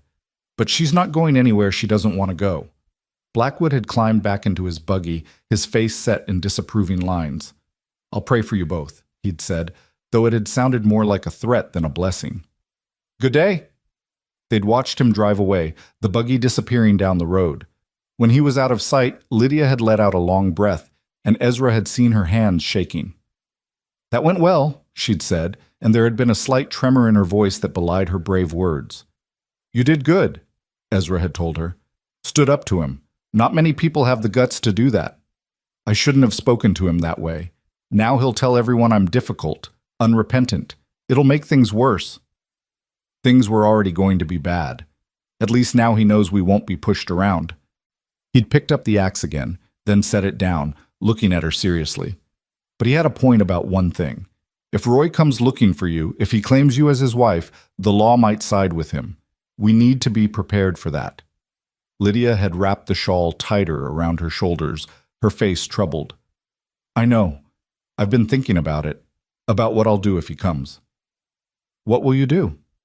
She'd looked at him, and in her eyes he'd seen the woman who'd survived a beating, survived a blizzard, survived everything life had thrown at her. "I won't go back. Whatever happens, whatever it costs, I won't go back to that." "Good," Ezra had said simply. "Then we'll face it together. Whatever comes." And standing there in the snow, with the Reverend's disapproval still hanging in the air like wood smoke, they'd made a silent pact.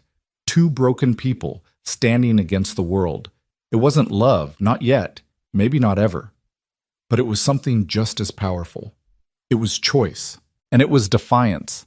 And it was the first day Lydia Hartwell truly believed she might actually survive this after all. The days after Reverend Blackwood's visit carried a different weight. It wasn't that anything had changed inside the cabin. The routines remained the same, the quiet companionship continued, but both Ezra and Lydia felt the eyes of the world pressing closer, judging, waiting for them to stumble. True to Blackwood's prediction, the gossip spread like wildfire through Bitter Creek and the surrounding homesteads. The next time Ezra went into town for supplies, the cold shoulders were more pronounced. Mrs. Henderson, who'd always been friendly, barely met his eyes when she sold him thread and needles for Lydia. The men at the grain depot loaded his wagon in silence, their mouths tight with disapproval. Only one person spoke to him directly about it, old Tom Miller, whose ranch bordered Ezra's property to the east. Tom had caught up with him as he was leaving town, his weathered face creased with concern. "Ezra, hold up a minute," Tom had called, spurring his horse alongside the wagon. Ezra had pulled the reins, waiting. Tom was a good man, fair and honest, and one of the few neighbors Ezra actually respected. "I'm not here to judge," Tom had said without preamble. "God knows we've all done things that raised eyebrows, but I wanted to give you some friendly advice, man to man." "Appreciate it, Tom." "That woman you've got staying with you, Lydia, I heard her name is. People are saying she's married to Roy Anderson." Ezra's hands had tightened on the reins. "You know Roy?" "Know of him. He's a mean drunk, from what I've heard. Gambles more than he ranches. Got himself a reputation in Bitter Creek for starting fights." Tom had shifted in his saddle, choosing his words carefully. "If she's running from him, I don't blame her one bit. But legally speaking, if they're married, he's got rights. If he comes for her, the law will back him up, no matter what kind of man he is." There was no ceremony, no preacher, no witnesses. He just claimed her because he paid for her passage west. Tom had grimaced. Common law marriage. It's murky, but out here, a lot of judges would consider that binding, especially if he's got papers showing he paid for her travel. He'd paused, then added quietly, "Look, I'm not saying what's right or wrong. I'm just saying be careful. Roy's the type to make trouble when he's been crossed. And if he shows up with the law on his side, I understand. Thanks for the warning. One more thing. Tom had glanced around to make sure no one was in earshot. My wife and I, we think what you're doing is decent. Helping someone in need, that's Christian charity in action, no matter what Blackwood says. If you need anything, a witness to her character, a place for her to stay if things get complicated, you let us know. The offer had meant more than Ezra could put into words. Thank you, Tom. That means a lot. Just don't be a stranger. And Ezra? Tom's eyes had been serious. Watch your back. Roy Anderson isn't the only one talking. There are some who think you've wronged him by taking his wife, and some of those men are the type to take matters into their own hands. Ezra had driven home through the late afternoon, Tom's words echoing in his mind. He'd known the situation was complicated, but he hadn't fully considered how dangerous it might become. Not just for Lydia, but for both of them. When he'd arrived back at the cabin, he'd found Lydia in the small garden plot she'd been preparing near the house. Despite the cold, she'd cleared the snow from a section of earth and was turning the soil with a spade, preparing it for spring planting. "You'll freeze out here," he'd called, hauling the supplies down from the wagon. "The sun's out. Feels good to work with the earth again." She'd straightened, pushing a strand of hair from her face. "How was town?" "Complicated." He'd decided to be honest with her. "People are talking. Tom Miller warned me that Roy might come looking for you, said the law might back him up if he claims you're his wife." The color had drained from Lydia's face, but she'd kept her voice steady. "I figured as much. Did Tom say anything else?" "That Roy's got a reputation for causing trouble, that we should watch our backs." He'd carried a sack of flour toward the cabin, then stopped and turned to look at her. "Lydia, if you want to leave, if you think it'd be safer somewhere else, I'll help you. I've got a little money saved, enough to get you to Denver maybe, or even back to Nebraska if that's what you want." She'd stabbed the spade into the dirt, leaving it standing upright. "I told you, I'm not going back to Nebraska, and I'm not running to Denver to start over with nothing. I'm tired of running, Ezra. I'm tired of being afraid. Being brave is one thing. Being foolish is another. If Roy comes, then I'll deal with it. I'll face him. But I won't let him chase me away from the only place I've felt safe in months." She'd walked toward him, her green eyes fierce. "Unless you want me to go. If I'm putting you in danger, if this is too much trouble, just say so. I'll leave tonight if that's what you want." "That's not what I want." "Then what do you want?" The question had hung between them, loaded with meaning neither of them was quite ready to acknowledge. Ezra had set down the flour sack, straightening to his full height. "I want you to be safe. I want you to be happy. And if staying here does that, then you stay. Everything else we'll figure out as it comes." Something had shifted in her expression then, a softening, a warmth that hadn't been there before. "You're a good man, Ezra Collins. Better than you probably know." "I'm just doing what anyone should do?" "No. You're doing what you think is right, regardless of the cost. That's not something everyone does." She'd picked up the spade again. "I'm staying, and I'm planting this garden, because I plan to be here to harvest it come summer." It was a declaration of intent, a line drawn in the earth. And watching her turn back to her work, Ezra had felt something he hadn't felt in 5 long years. Hope. Not for himself necessarily, but for the future. For the possibility that something good could grow from all this pain. February melted into March, and with it came the first tentative signs of spring. The snow began to recede, leaving patches of brown earth that steamed in the sun.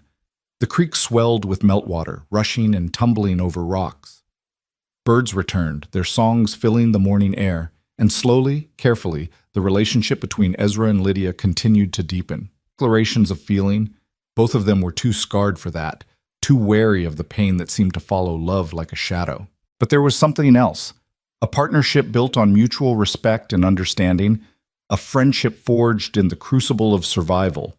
They worked together seamlessly now. Ezra would plan the day's tasks, and Lydia would help execute them without needing to be asked.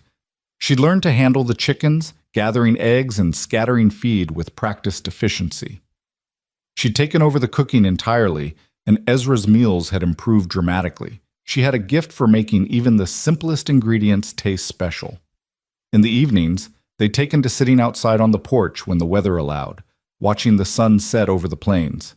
It was during one of these quiet evenings that Lydia finally told him about her mother. She was beautiful, Lydia had said softly, her eyes on the horizon. Not just in her face, but in her spirit. She used to sing while she worked, hymns mostly, but sometimes old folk songs her own mother had taught her. Even when things were hard, she'd find something to sing about. What happened to her? Ezra had asked gently.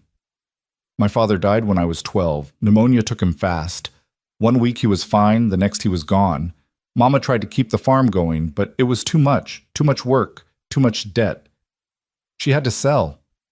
Lydia's voice had grown distant, lost in memory. That's when Silas came around. He was a widower, had money, seemed respectable. Mama married him thinking he'd take care of us. But he changed after the wedding, or maybe he just stopped pretending to be decent. He hurt her? Not physically. Not often, anyway. But there are other ways to hurt someone. He'd belittle her, mock her faith, tell her she was worthless. He'd spend money on himself while she mended the same dress over and over because he wouldn't buy her a new one. Lydia's hands had tightened on the porch railing. She got quieter every year, stopped singing, stopped smiling, and then 2 winters ago she caught a fever.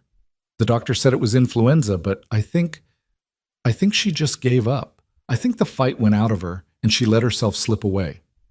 I'm sorry. After she died, Silas didn't even pretend to care about me anymore. I was just a burden, another mouth to feed.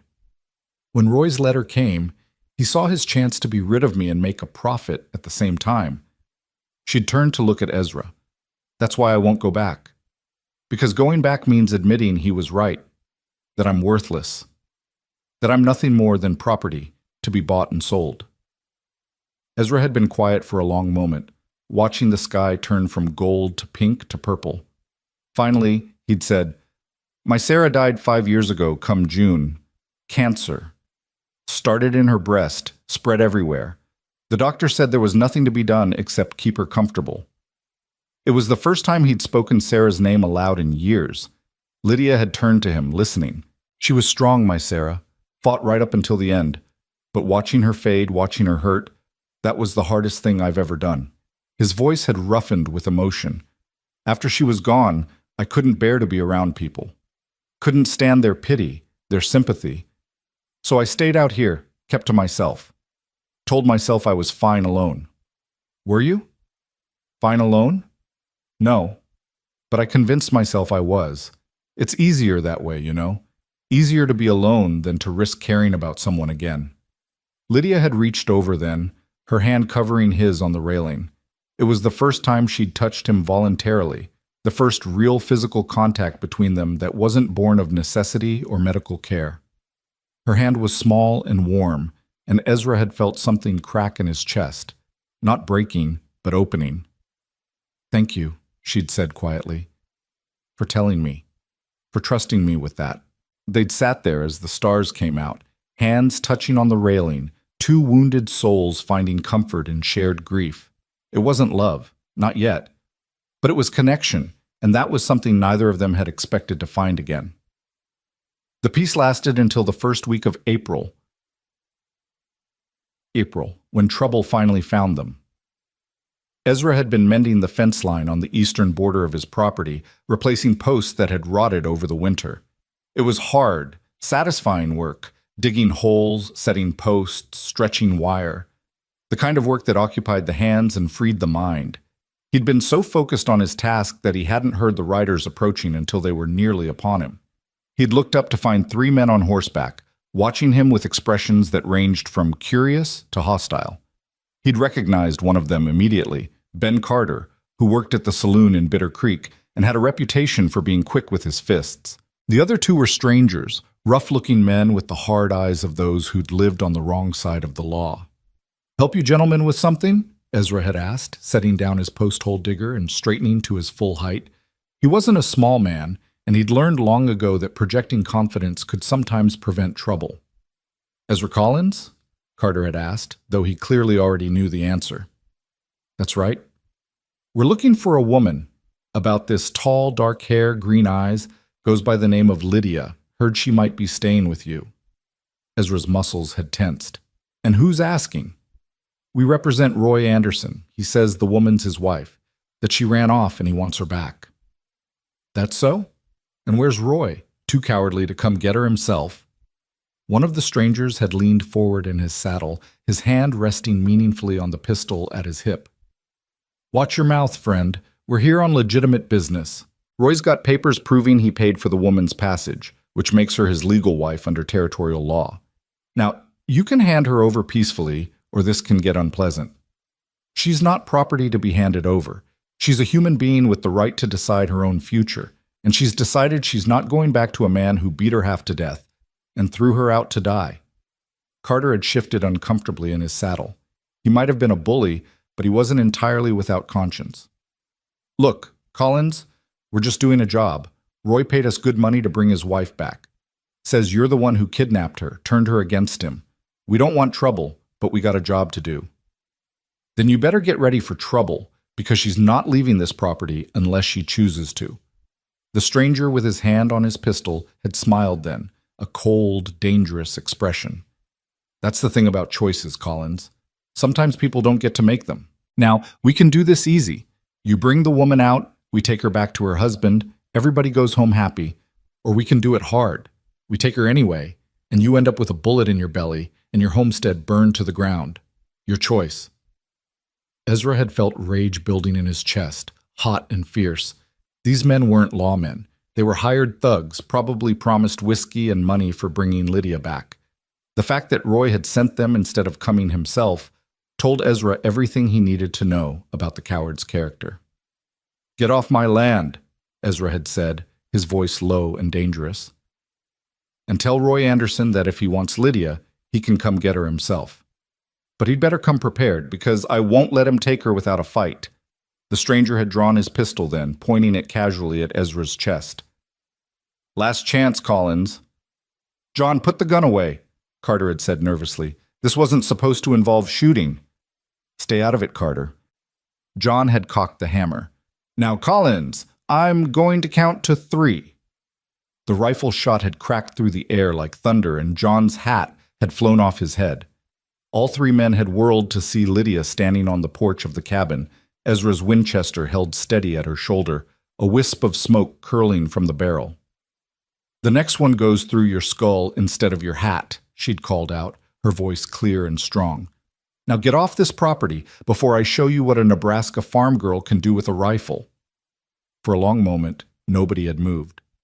Then John had slowly uncocked his pistol and holstered it. This isn't over, he'd snarled. Roy's going to hear about this. And when he does, he can come talk to me himself, Lydia had interrupted. I'm not afraid of him anymore. And I'm not his wife. I never was. He bought a ticket west, not a woman.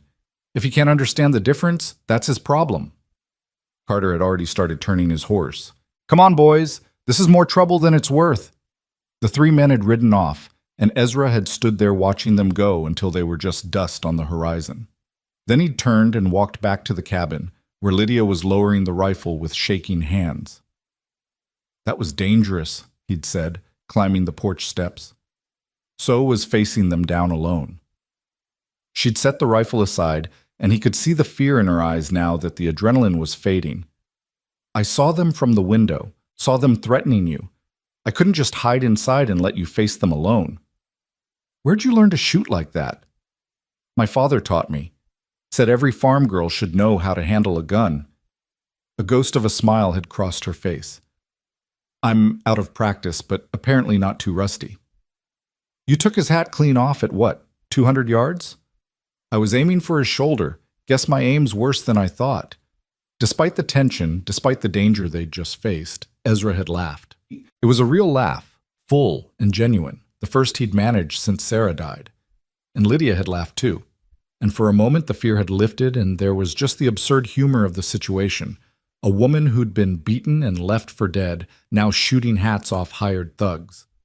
But the laughter had faded quickly, replaced by grim reality. They'll be back, Lydia had said. Or Roy will come himself. This isn't over. No, it's not. Ezra had picked up the rifle, checking the ammunition.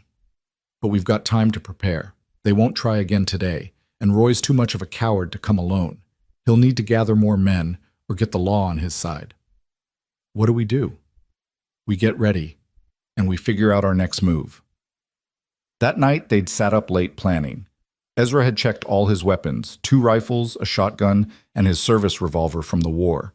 He'd shown Lydia where he kept the ammunition, how to load each gun quickly, the best defensive positions around the cabin. "I don't want to kill anyone," Lydia had said quietly as she practiced loading the Winchester. "Neither do I. But if it comes down to your life or theirs, I won't hesitate, and neither should you." They'd barricaded the door that night, and Ezra had slept, if you could call it sleep, in the chair by the window with the shotgun across his lap. Every sound had him tensing, waiting for the attack he was sure would come, but the night had passed quietly, and dawn had brought only the usual sounds of morning, birds singing, chickens clucking, the wind rustling through the new grass. For 3 days, they'd waited in tense anticipation. Ezra had stayed close to the cabin, doing only the most essential chores. Lydia had kept watch from the windows, the rifle always within reach. They'd barely slept, taking turns keeping guard, starting at every sound. But nothing happened. No riders appeared on the horizon. No threats materialized. Just 3 days of nerve-wracking waiting. On the 4th day, Tom Miller had ridden up, his face grave. "Thought you should know," he'd said without preamble. "Roy Anderson was in town yesterday, drinking and talking big. Says his wife ran off, that you stole her from him. He's trying to get the sheriff involved, claims you kidnapped her." "Did the sheriff listen?" Ezra had asked. "Sheriff Thompson's no fool. He knows Roy's reputation, but the law's the law, and if Roy can prove they're married, Thompson might have to intervene." Tom had glanced at the cabin, where Lydia was watching from the window. "Has she got any proof they're not legally married? Any witnesses to say there was no ceremony?" "Nothing concrete, just her word against his." Tom had been quiet for a moment, then said, "My wife had an idea. It's not a permanent solution, but it might buy you some time. If Lydia agreed to work for us, officially, with a contract, she'd have a legitimate reason to be away from Roy. She'd be an employed woman, not a runaway wife. It might muddy the legal waters enough to keep the sheriff from acting." It was a generous offer, and Ezra had been touched by it, but Lydia had come out onto the porch then, having heard the conversation. "Thank you, Mr. Miller," she'd said, "but I can't keep running from this. And I can't keep pulling good people into my troubles. Roy needs to be faced, and I need to be the one to do it." "That's brave talk," Tom had said gently, "but bravery doesn't stop bullets." "Maybe not, but living in fear isn't living at all." She'd straightened her shoulders. "If Roy wants to talk, let him come talk. But I won't go with him. I won't be forced back into that hell, no matter what the law says." Tom had looked between them, then nodded slowly. "All right, but my offer stands if you change your mind, and Collins, watch yourself. Roy's the type to do something stupid when he's been drinking, and he's been drinking a lot lately." After Tom had ridden off, Lydia and Ezra had stood on the porch in silence. Finally, she'd said, "I meant what I told Tom. I'm tired of running. I'm tired of being afraid. Whatever happens, I'm facing it here." "Even if it means Roy comes with the law?" "Even then." She'd turned to look at him, and in her eyes he'd seen the woman who'd crawled through a blizzard to survive, who'd shot the hat off a hired thug, who'd stood up to a self-righteous reverend. "I've spent my whole life letting other people make choices for me. My stepfather chose who I'd marry. Roy chose how I'd live. Even my mother chose to give up rather than fight. I'm done with that. This is my choice, Ezra. I'm choosing to stay. I'm choosing to fight. And I'm choosing not to let fear rule my life anymore." Ezra had felt something shift in his chest, admiration, respect, and something deeper that he wasn't quite ready to name. "Then we'll face it together, whatever comes." "Together," she'd echoed, and somehow that single word had carried more weight than any marriage vow. The confrontation came 1 week later, on a Sunday morning when most decent people were in church. Ezra had been outside splitting firewood. Even in spring, they'd need fuel for cooking when he'd heard the wagon. He'd set down the axe and walked around to the front of the cabin, Lydia emerging to stand beside him. There were 2 wagons. In the first sat Reverend Blackwood, his face set in righteous disapproval. In the second sat Roy Anderson, and Ezra got his first good look at the man who'd nearly killed Lydia. Roy was thin and mean-looking, with the bloated face and red-veined nose of a heavy drinker. He was dressed in clothes that had once been nice but were now stained and rumpled, and even from a distance Ezra could smell the whiskey on him. Beside Roy sat a man in a suit, a lawyer from the looks of him, clutching a leather satchel. "Mr. Collins, Miss Hartwell." Blackwood climbed down from his wagon, his voice formal and cold. "I've brought Mr. Anderson and his legal representative, Mr. Pemberton. They have matters to discuss with you." Roy had climbed down from his wagon, unsteady on his feet, his eyes fixed on Lydia with an expression that made Ezra's hands clench into fists. "There she is, my darling wife. Come to take you home, Lydia." Lydia had stood her ground, though Ezra could feel her trembling beside him. "I'm not your wife, Roy. I never was." "The law says different." The lawyer, Pemberton, had stepped forward, pulling papers from his satchel. "I have here documentation showing that Mr. Anderson paid for your passage from Nebraska to Wyoming with the express purpose of marriage. Under territorial common law, this constitutes a valid marriage contract." "There was no ceremony," Lydia had said, her voice stronger now. "No preacher, no witnesses, no vows exchanged. Common law marriage doesn't require those formalities. The contract of passage, your residence in his home, your cohabitation, all of these establish legal marriage." Pemberton had adjusted his spectacles. "Furthermore, Mr. Anderson has filed a complaint with Sheriff Thompson, stating that you abandoned your marital home and that Mr. Collins has been harboring you illegally. The sheriff has asked me to resolve this matter before it becomes necessary to involve the law officially." "Let him involve the law," Ezra had said, "because I'll tell any judge who'll listen what really happened. How Roy beat her, how he threw her out to die in a blizzard, how she nearly froze to death because of his cruelty." Roy had sneered. "She'll say anything to avoid her wifely duties. She's a liar and a whore. Probably spread her legs for you the first night she was here." Ezra had moved before he'd fully registered the decision, crossing the distance between them in 3 long strides.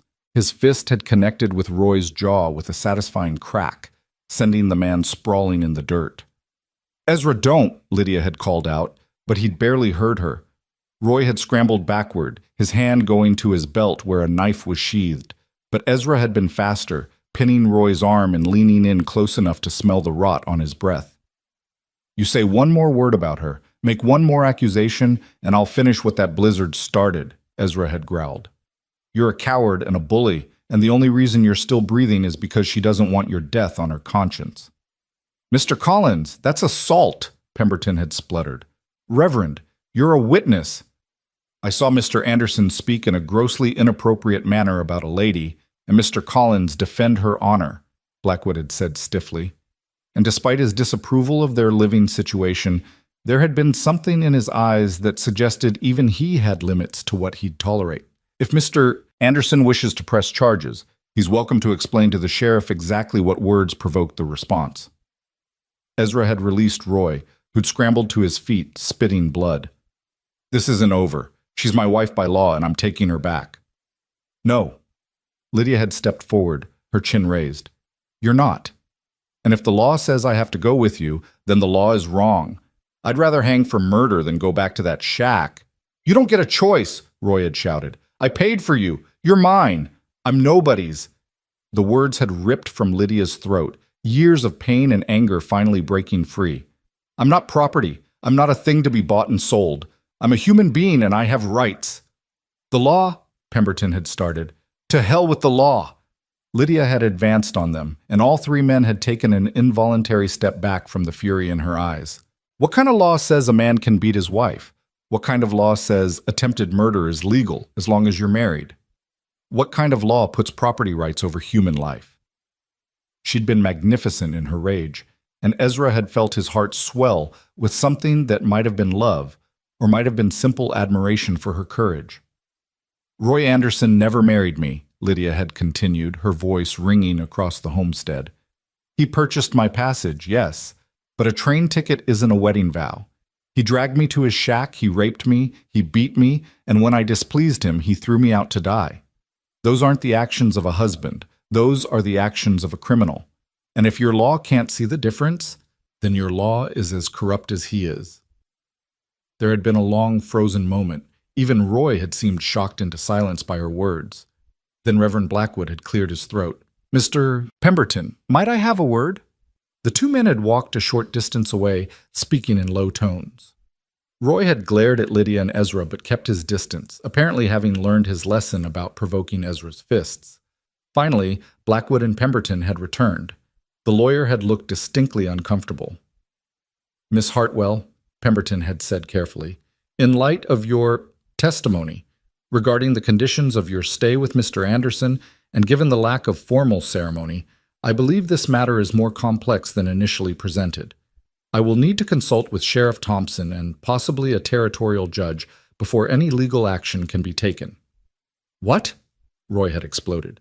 "You said you could get her back. I paid you good money." "You paid me to review the legal situation, which I have done. The situation is complicated by allegations of severe mistreatment. If Miss Hartwell's claims are true, and given her injuries they appear credible, then any marriage contract could be considered void due to duress and abuse." "She's lying. She's making it all up." "Is she?" Blackwood had asked quietly. "Because I can see the scars on her face from here.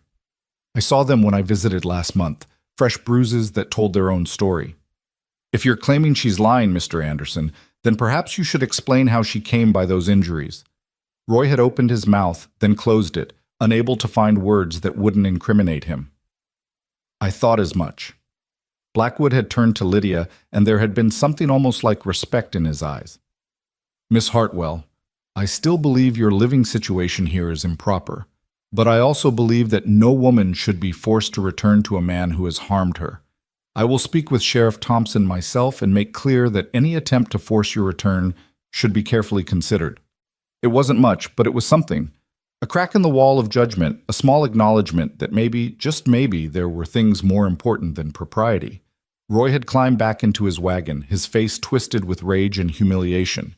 "This isn't over," he'd snarled. "I'll be back, and next time I won't bother with lawyers and preachers."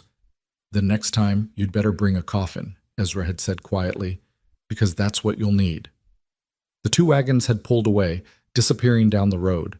Ezra and Lydia had stood watching until they were out of sight, the adrenaline slowly draining away, leaving exhaustion in its wake. "Do you think he'll come back?" Lydia had asked finally. "Yes. Men like Roy don't let go easily. He'll come back and he'll bring trouble with him. Then we'll be ready." She'd turned to him, and there had been steel in her eyes. "I meant what I said, Ezra. I'm not going back. I'd rather die than go back." "It won't come to that." "How can you be sure?" He'd looked at her, really looked at her, seeing not the broken woman he'd found in the snow, but the fighter she'd become. "Because I won't let it. Whatever it takes, whatever I have to do, I won't let him take you." She'd studied his face, searching for something. Then, slowly, she'd reached out and taken his hand. "Why? Why are you doing this? Why risk everything for me?" It was a question Ezra had been avoiding asking himself because he wasn't sure he was ready for the answer. But standing there with her hand in his, with the afternoon sun warm on their faces and the future uncertain before them, he found the words. "Because you deserve better. Because everyone deserves a chance to choose their own life. And because—" He'd paused, then finished quietly. "Because somewhere along the way, your fight became my fight. Your future became important to me. And I'm not willing to let it be stolen by a drunk with a piece of paper that says he owns you." Tears had welled in Lydia's eyes, but they weren't tears of sadness. "Thank you," she'd whispered, "for seeing me as a person, not property, for believing I'm worth fighting for. I don't know how to repay that." "You don't need to repay it. That's what I've been trying to tell you. This isn't a transaction. It's just what's right." They'd stood there, hands clasped, the weight of unspoken feelings heavy between them. It still wasn't love. Both of them were too damaged for that simple word to capture the complexity of what they felt. But it was partnership. It was loyalty. It was two people who'd found each other in the darkness and refused to let go. That night, as they sat by the fire, Lydia mending socks, Ezra cleaning his rifle, she'd said suddenly, "If I stay, if I really make this my home, people will never accept it. The gossip will never stop." "Probably not," It'll hurt your reputation, your business, your standing in the community. I've lived without those things for 5 years. I think I can manage. She'd set down her mending, looking at him seriously. But what about the future? What if you want to remarry someday? Having me here, having people think that there's something improper, it'll make that impossible. Ezra had been quiet for a long moment, running the cleaning rod through the rifle barrel. Finally, he'd said, I buried my heart with Sarah. I didn't think I'd ever want to open it again, but these past months, having you here, it's reminded me what it feels like to have someone to care about, someone to protect, someone to just be with. He'd looked up, meeting her eyes. I'm not saying I'm ready for anything. I'm not sure I ever will be, but having you here doesn't feel like an obstacle to some future I might want. It feels like the future I've got, and that's enough. Lydia had been crying openly now, tears streaming down her face. How are you real? How does someone like you exist in a world with men like Roy and Silas? Same way someone like you exists. We survive the darkness and try to remember what light looks like. He'd set down the rifle, his voice gentle. You don't owe me anything, Lydia. Not gratitude, not obligation, nothing. If you stay, it's because you choose to. If you leave, I'll help you go.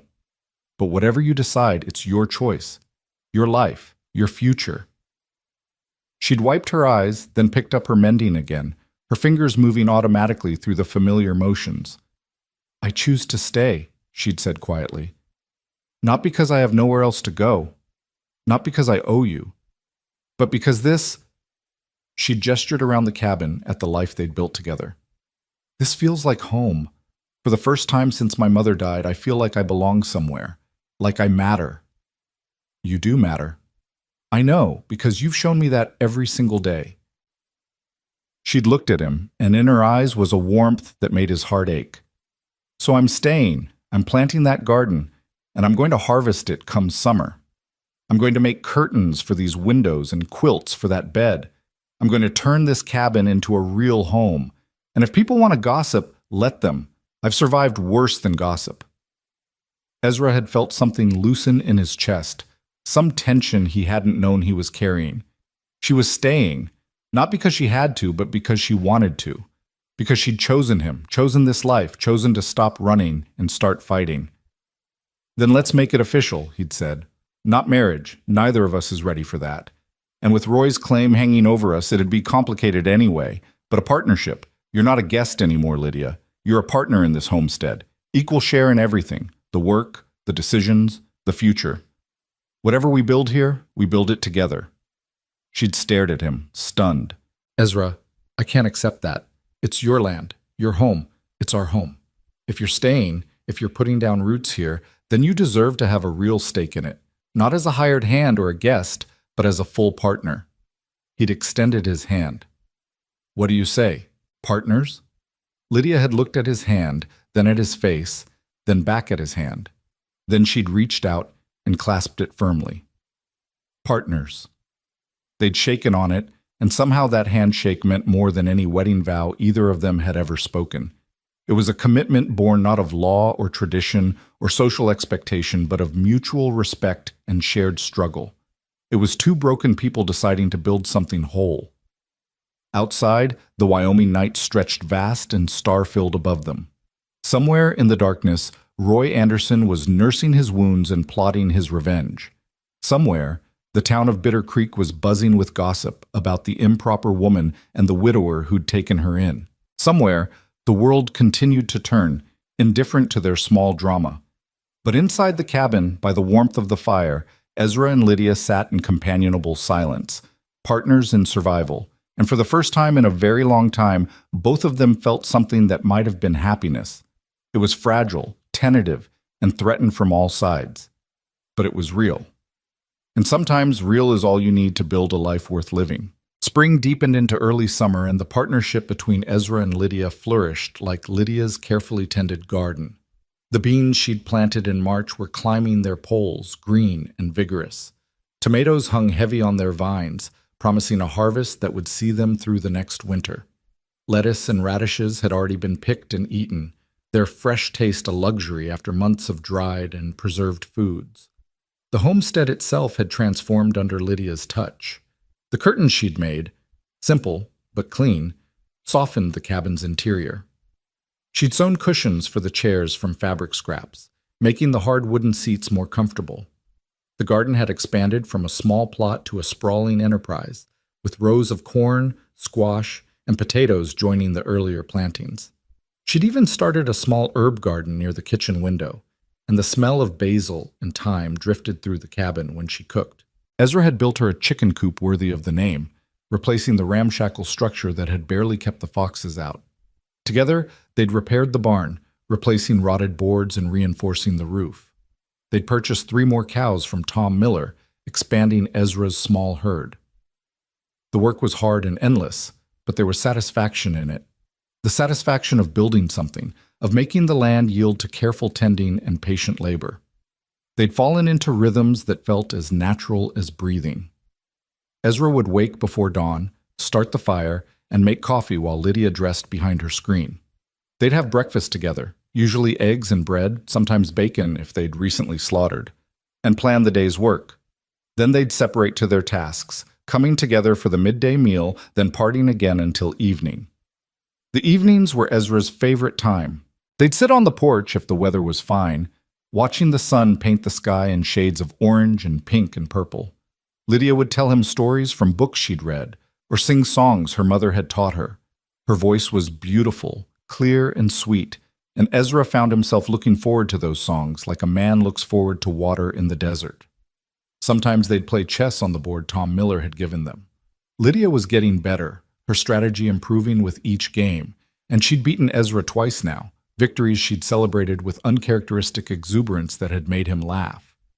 It was during one of these peaceful evenings, as they sat on the porch shelling peas for dinner, that Lydia had asked about Sarah. "You don't have to talk about her if you don't want to," she'd said carefully, "but I'd like to know about her, about the woman who made this place a home before I came."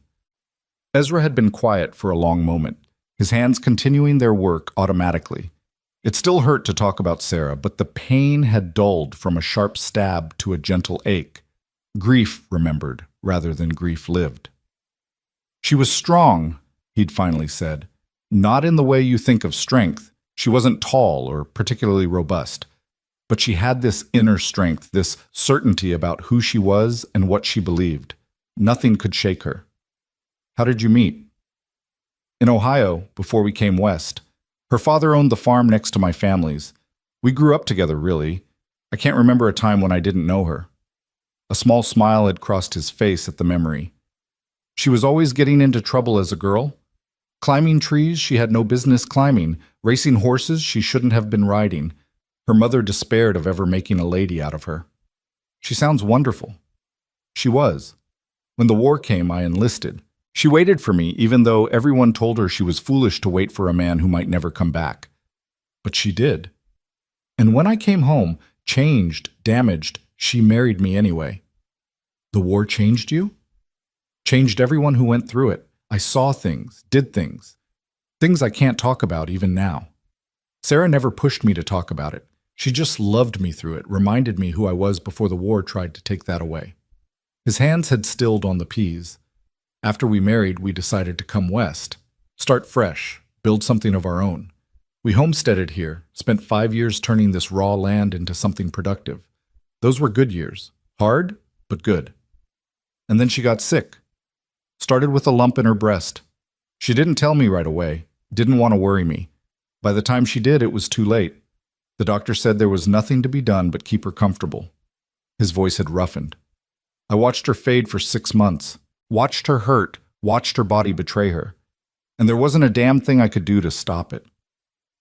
Lydia had set down her bowl of peas and reached over, taking his hand. "I'm sorry. That must have been unbearable."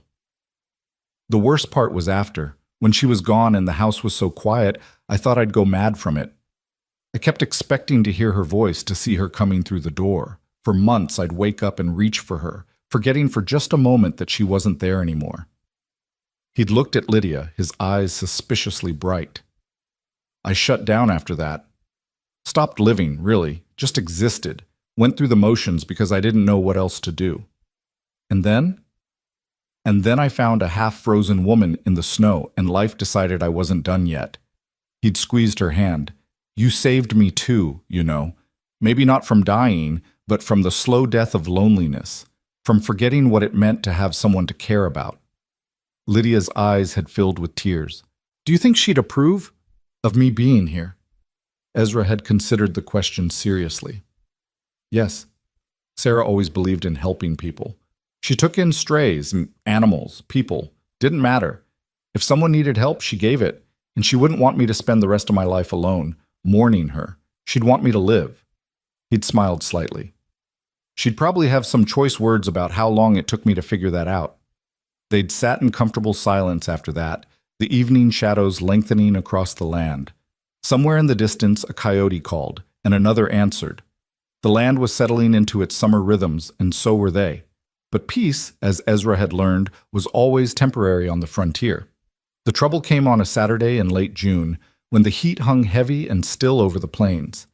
Ezra had been working on the south pasture fence, replacing a section that the cattle had damaged, when he'd heard the sound of multiple horses approaching fast. His heart had immediately begun to race. Multiple riders moving at speed rarely meant anything good. He'd dropped his tools and run for the cabin, shouting for Lydia. She'd appeared in the doorway, the Winchester already in her hands. How many? Couldn't tell. 5 or 6, maybe. He'd grabbed his rifle from inside the door. Stay inside. Don't come out unless I call for you. Like hell. We're partners, remember?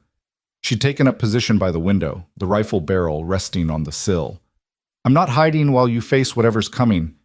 There'd been no time to argue. The riders had crested the small rise to the east, and Ezra had counted 6 men on horseback. Roy Anderson was at the front, and even from a distance, Ezra could see he was drunk, swaying in the saddle, his face red with rage or whiskey, or both. Behind Roy were 5 other men, and Ezra's heart had sunk as he recognized several of them. Carter was there, the saloon worker who'd come before. But there were also 2 men he recognized from around Bitter Creek, drifters, the kind who do anything for money. And bringing up the rear were 2 men Ezra didn't know, hard-faced and heavily armed, with the look of professional gunmen. This wasn't a legal delegation or an attempt at negotiation. This was a lynch mob. Ezra Collins, Roy had shouted as they'd pulled up about 30 yards from the cabin. Send out my wife. Send her out now, and maybe we'll let you live. Ezra had stepped off the porch, his rifle held loosely but ready. Go home, Roy. You're drunk and making a fool of yourself. I'm taking back what's mine. She's my wife, bought and paid for, and I'm not leaving without her. She's not property, and she's not going anywhere with you. One of the gunmen had leaned forward in his saddle. We can do this easy or hard, Collins. Either way, we're taking the woman. Question is whether you're still breathing when we leave. There's 6 of you and 1 of me, Ezra had said, his voice steady despite the fear crawling up his spine. Odds are you'll win, but I guarantee at least 3 of you won't make it home. So you'd better ask yourselves, is Roy paying you enough to die for him? Carter had shifted uncomfortably. Look, Collins, we don't want anyone to get hurt. Just hand over the woman. Her name is Lydia. The shout had come from the cabin, and Lydia had appeared in the doorway, the rifle raised to her shoulder. Stop calling me the woman, like I'm a piece of livestock. I'm Lydia Hartwell, and I'm not going anywhere with Roy Anderson. You don't get a say, bitch, Roy had snarled. You're my wife. The law says you belong to me. Then the law is wrong, Lydia's voice had rung out clear and strong. And I'll die before I go back to you. That can be arranged. Roy had reached for his pistol, his movements clumsy with drink. Everything had happened at once. Ezra had brought his rifle up, sighting on Roy. Lydia had done the same. The 6 men had started to draw their weapons. For a frozen instant, everyone had been pointing guns at everyone else, a tableau of violence waiting to explode. Then a new voice had cut through the tension. Everyone put down your weapons. Now! A 7th rider had come around the side of the cabin, Sheriff Thompson, his badge glinting in the afternoon sun, a shotgun cradled in his arms. Behind him came Tom Miller and 2 of his ranch hands, all armed. I said put them down, Thompson had barked. Next man who moves gets buckshot. Slowly, reluctantly, weapons had been lowered. Roy had been the last to comply, his face twisted with fury. "What the hell is this, Sheriff?" he'd demanded. "I'm here to claim my legal property."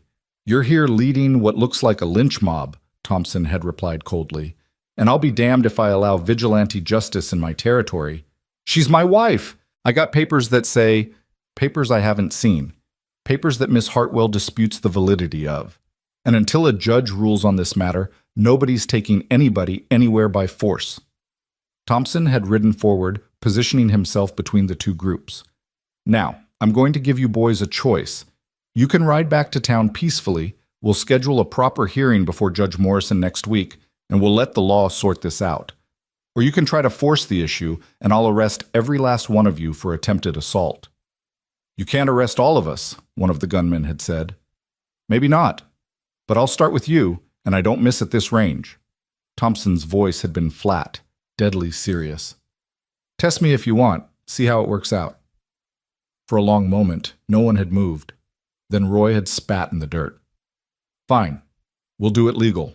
But when the judge rules in my favor, and he will, I'm taking her back. And Collins, when she's back where she belongs, I'm going to make you pay for every day you kept her from me." "Looking forward to it," Ezra had said quietly. Roy and his men had turned their horses and ridden off, though Roy had kept looking back, his eyes full of murder. When they were out of sight, Thompson had lowered his shotgun and let out a long breath. "That was close," he'd said. "Another few seconds, and this would have turned into a bloodbath." "How did you know to come?" Ezra had asked, lowering his own rifle. "Tom sent his boy riding for me this morning, said he'd heard Roy was gathering men and liquoring up his courage." Thompson had glanced at Tom, who dismounted and was checking his horse. "I got here as fast as I could." Tom had walked over to Ezra, his face serious. "I told you Roy was the type to do something stupid. When I heard he was recruiting guns in the saloon, I knew he was planning something." Lydia had stepped off the porch, the Winchester still in her hands but pointed safely at the ground. "Thank you, both of you. If you hadn't come, don't think about what might have happened. Think about what comes next." Thompson had turned to her, his expression sympathetic but firm. "Miss Hartwell, this is going to trial. Judge Morrison will be in Bitter Creek next Friday. You'll need to make your case before him, explain why you believe the marriage isn't valid, present evidence of Roy's mistreatment, convince the judge that you shouldn't be forced to return. And if I can't convince him?" Thompson had been silent for a moment. "Then legally, you'd be considered Roy's wife, and he'd have the right to take you back. I couldn't stop him, much as I might want to." Lydia had gone pale, but her voice remained steady. "Then I'd better make a convincing case. You'll need witnesses, people who can testify to Roy's character, to the state you were in when Collins found you, to the circumstances of your arrival in Wyoming." Thompson had looked at Ezra. "You'll be her primary witness. Tom, I'd appreciate if you'd testify too, as a character witness for both Collins and Miss Hartwell." "Of course," Tom had said immediately. "What about Reverend Blackwood?" Lydia had asked. "He saw my injuries when he visited in February. Would his testimony help?" "It might, though I'm not sure he'll be willing to testify on your behalf, given his views on your living situation." Thompson had climbed back on his horse. "You've got a week to prepare. Use it well. And Collins, keep your guns close and your eyes open. Roy's drunk and humiliated, and that's a dangerous combination. He might try something before the trial." After Thompson and Tom had left, Ezra and Lydia had gone back inside the cabin. The adrenaline was wearing off now, leaving them both shaky and exhausted. Lydia had set the Winchester carefully in the corner and collapsed into a chair. "A trial," she'd said quietly. "My whole future decided by a judge who doesn't know me, based on laws I don't understand." Ezra had poured her a cup of water from the bucket, pressing it into her hands. "We'll make them understand. We'll tell them everything. What Roy did, how you survived, why you can't go back.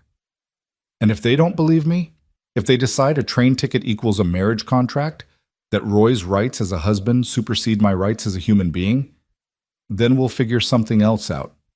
"Like what? Running? Leaving everything behind and hoping Roy doesn't follow?" She'd shaken her head. "I'm so tired of running, Ezra. So tired of being afraid. He'd knelt in front of her chair, taking her hands in his. Then we won't run.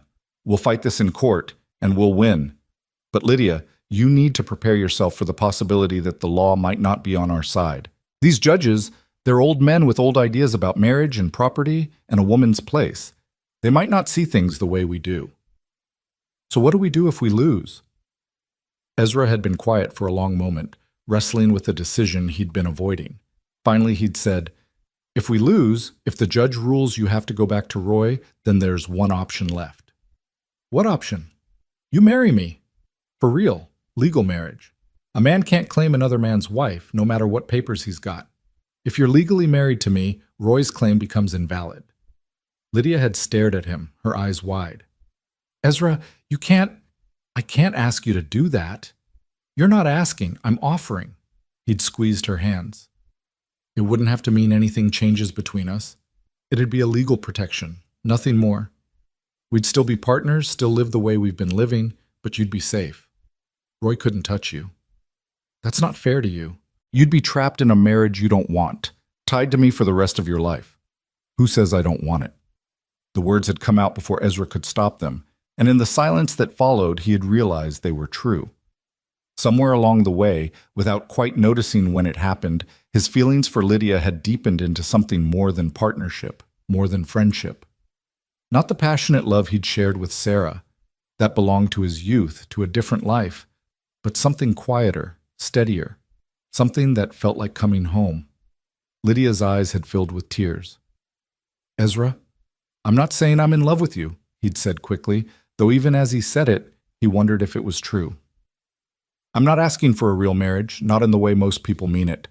But I care about you. I care about your safety, your happiness, your future. And if marrying you keeps you safe from Roy Anderson, then I'll do it gladly. But what about what you want? What about your future?" "My future is here, on this land, doing this work. Whether I do it alone or with a partner doesn't change the work. But having you here, having someone to talk to share meals with, to sit with in the evenings, that's made me happier than I've been in 5 years.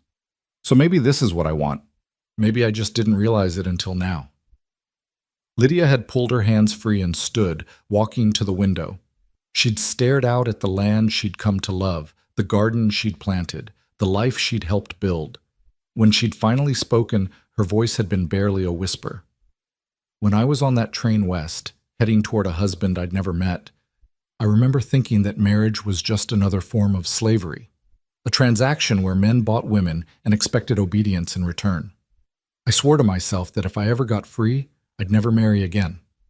I'd never put myself under a man's power like that." "Lydia, but you've shown me something different. You've shown me that partnership can exist between a man and a woman, that respect and equality are possible, that marriage doesn't have to be about power and ownership." She'd turned back to face him, tears streaming down her face. "So yes, if it comes to that, if we lose the trial, and it's the only way to keep me safe, I'll marry you. But not just as a legal protection. I'll marry you because I trust you, because you've given me back my life when I thought it was over, because being here with you is the first time I've felt truly safe since my mother died." Ezra had stood, closing the distance between them. "Then that's settled. We'll fight the trial with everything we've got. But if we lose, we have a backup plan. Either way, Roy Anderson isn't getting you back." She'd nodded, wiping her eyes. "Either way." They'd sealed the agreement with a handshake, formal, slightly awkward, but somehow perfect for what they were. A partnership strengthened, a commitment deepened. Not romance exactly, but something just as valuable. Something built on respect and trust rather than passion and poetry. The next week had been a blur of preparation. Tom Miller had helped them find a lawyer, a young man named Samuel Finch, fresh from Denver, who was trying to build a practice in the territory. Finch had listened to Lydia's story with growing outrage, taking careful notes, asking pointed questions about dates and witnesses and evidence. "The challenge," Finch had explained, "is that territorial law and common law marriage is vague and inconsistent. Some judges recognize it, some don't. Judge Morrison tends to be conservative. He believes in traditional marriage and a husband's authority over his wife, but he's also fair. If we can show that Roy's behavior was criminal, that the marriage was never valid to begin with, we have a chance." What kind of chance? Lydia had asked. Finch had hesitated. Honestly, maybe 50-50. Morrison doesn't like women who defy social conventions. He'll see your living situation with Mr. Collins as evidence of moral failing. But he also doesn't tolerate violence against women. If we can make the case that Roy attempted to murder you, that might tip the scales. So our strategy is what? We established that there was no valid marriage, no ceremony, no witnesses, no mutual consent. We proved that Roy's payment for your passage was not a marriage contract, but simply transportation. We document his abuse and the attempt on your life. And we present you as a respectable woman who was victimized by a violent criminal, not a wayward wife who abandoned her husband. It had sounded good in theory, but as the trial date approached, Lydia's anxiety had grown. She'd wake from nightmares of being dragged back to Roy's shack, of Ezra being powerless to stop it, of losing everything she'd built. Ezra had done his best to comfort her, but he was fighting his own fears. What if the law sided with Roy? What if marriage to him wasn't enough to protect her? What if Roy decided to take matters into his own hands before the trial even happened? The night before the trial, neither of them had slept much. They'd sat up by the fire, drinking coffee and not talking, each lost in their own thoughts. As dawn broke, Lydia had finally spoken. Whatever happens today, I want you to know something. What's that? These past months here, building this life with you, they've been the happiest of my life. Even with Roy threatening us, even with the uncertainty and the fear, I've been happy. Because for the first time, I've had a choice. I've had agency. I've been treated like a person, not property. She'd looked at him, her eyes serious. If the judge rules against me today, if I have to go back to Roy, I need you to promise me something. Anything. But don't try to stop them from taking me. Don't get yourself killed fighting a battle we can't win. Just let me go. Remember me as I am now, not as whatever Roy makes me become. Lydia, I can't. Promise me, Ezra. Please. You've given me so much. The last thing I want is for you to die because of me. Ezra had wanted to argue, to tell her that he'd fight to his last breath to protect her. But looking into her eyes, seeing the fierce determination there, he'd understood. She needed to know that whatever happened, his death wouldn't be on her conscience. She needed to be free of that burden. I promise, he'd lied, knowing even as he said it that he'd break that promise if he had to. But it seemed to give her peace, and that was worth the lie. They'd ridden into Bitter Creek as the sun climbed higher, Tom Miller accompanying them for moral support. The town had seemed different somehow, hostile, judgmental. People had stopped their conversations to stare as they'd passed. Some had whispered behind their hands. A few had called out insults, questioning Lydia's virtue and Ezra's honor. The courthouse was a simple wooden building that also served as the town hall and, when needed, a church. Judge Morrison had set up his bench at the front of the room, and townspeople had filed in to watch the proceedings. It seemed like half of Bitter Creek had turned out, eager for the spectacle. Roy had been there, flanked by Pemberton and two of the men who'd ridden with him the week before. He'd looked smug, confident, like a man who already knew he'd won. When he'd seen Lydia, he'd smiled, a cruel, possessive smile that had made Ezra's hands clench into fists. Judge Morrison had been a stern-faced man in his 60s, with gray hair and eyes that seemed to weigh and judge everything they saw. He'd called the court to order and listened as Pemberton had presented Roy's case. Your Honor, the facts are simple. Mr. Anderson paid for Miss Hartwell's passage from Nebraska to Wyoming with the express purpose of marriage. She came west, lived in his home as his wife, shared his bed. Under territorial common law statutes, this constitutes a valid marriage. Miss Hartwell then abandoned her husband without cause and has been living in adultery with Mr. Collins.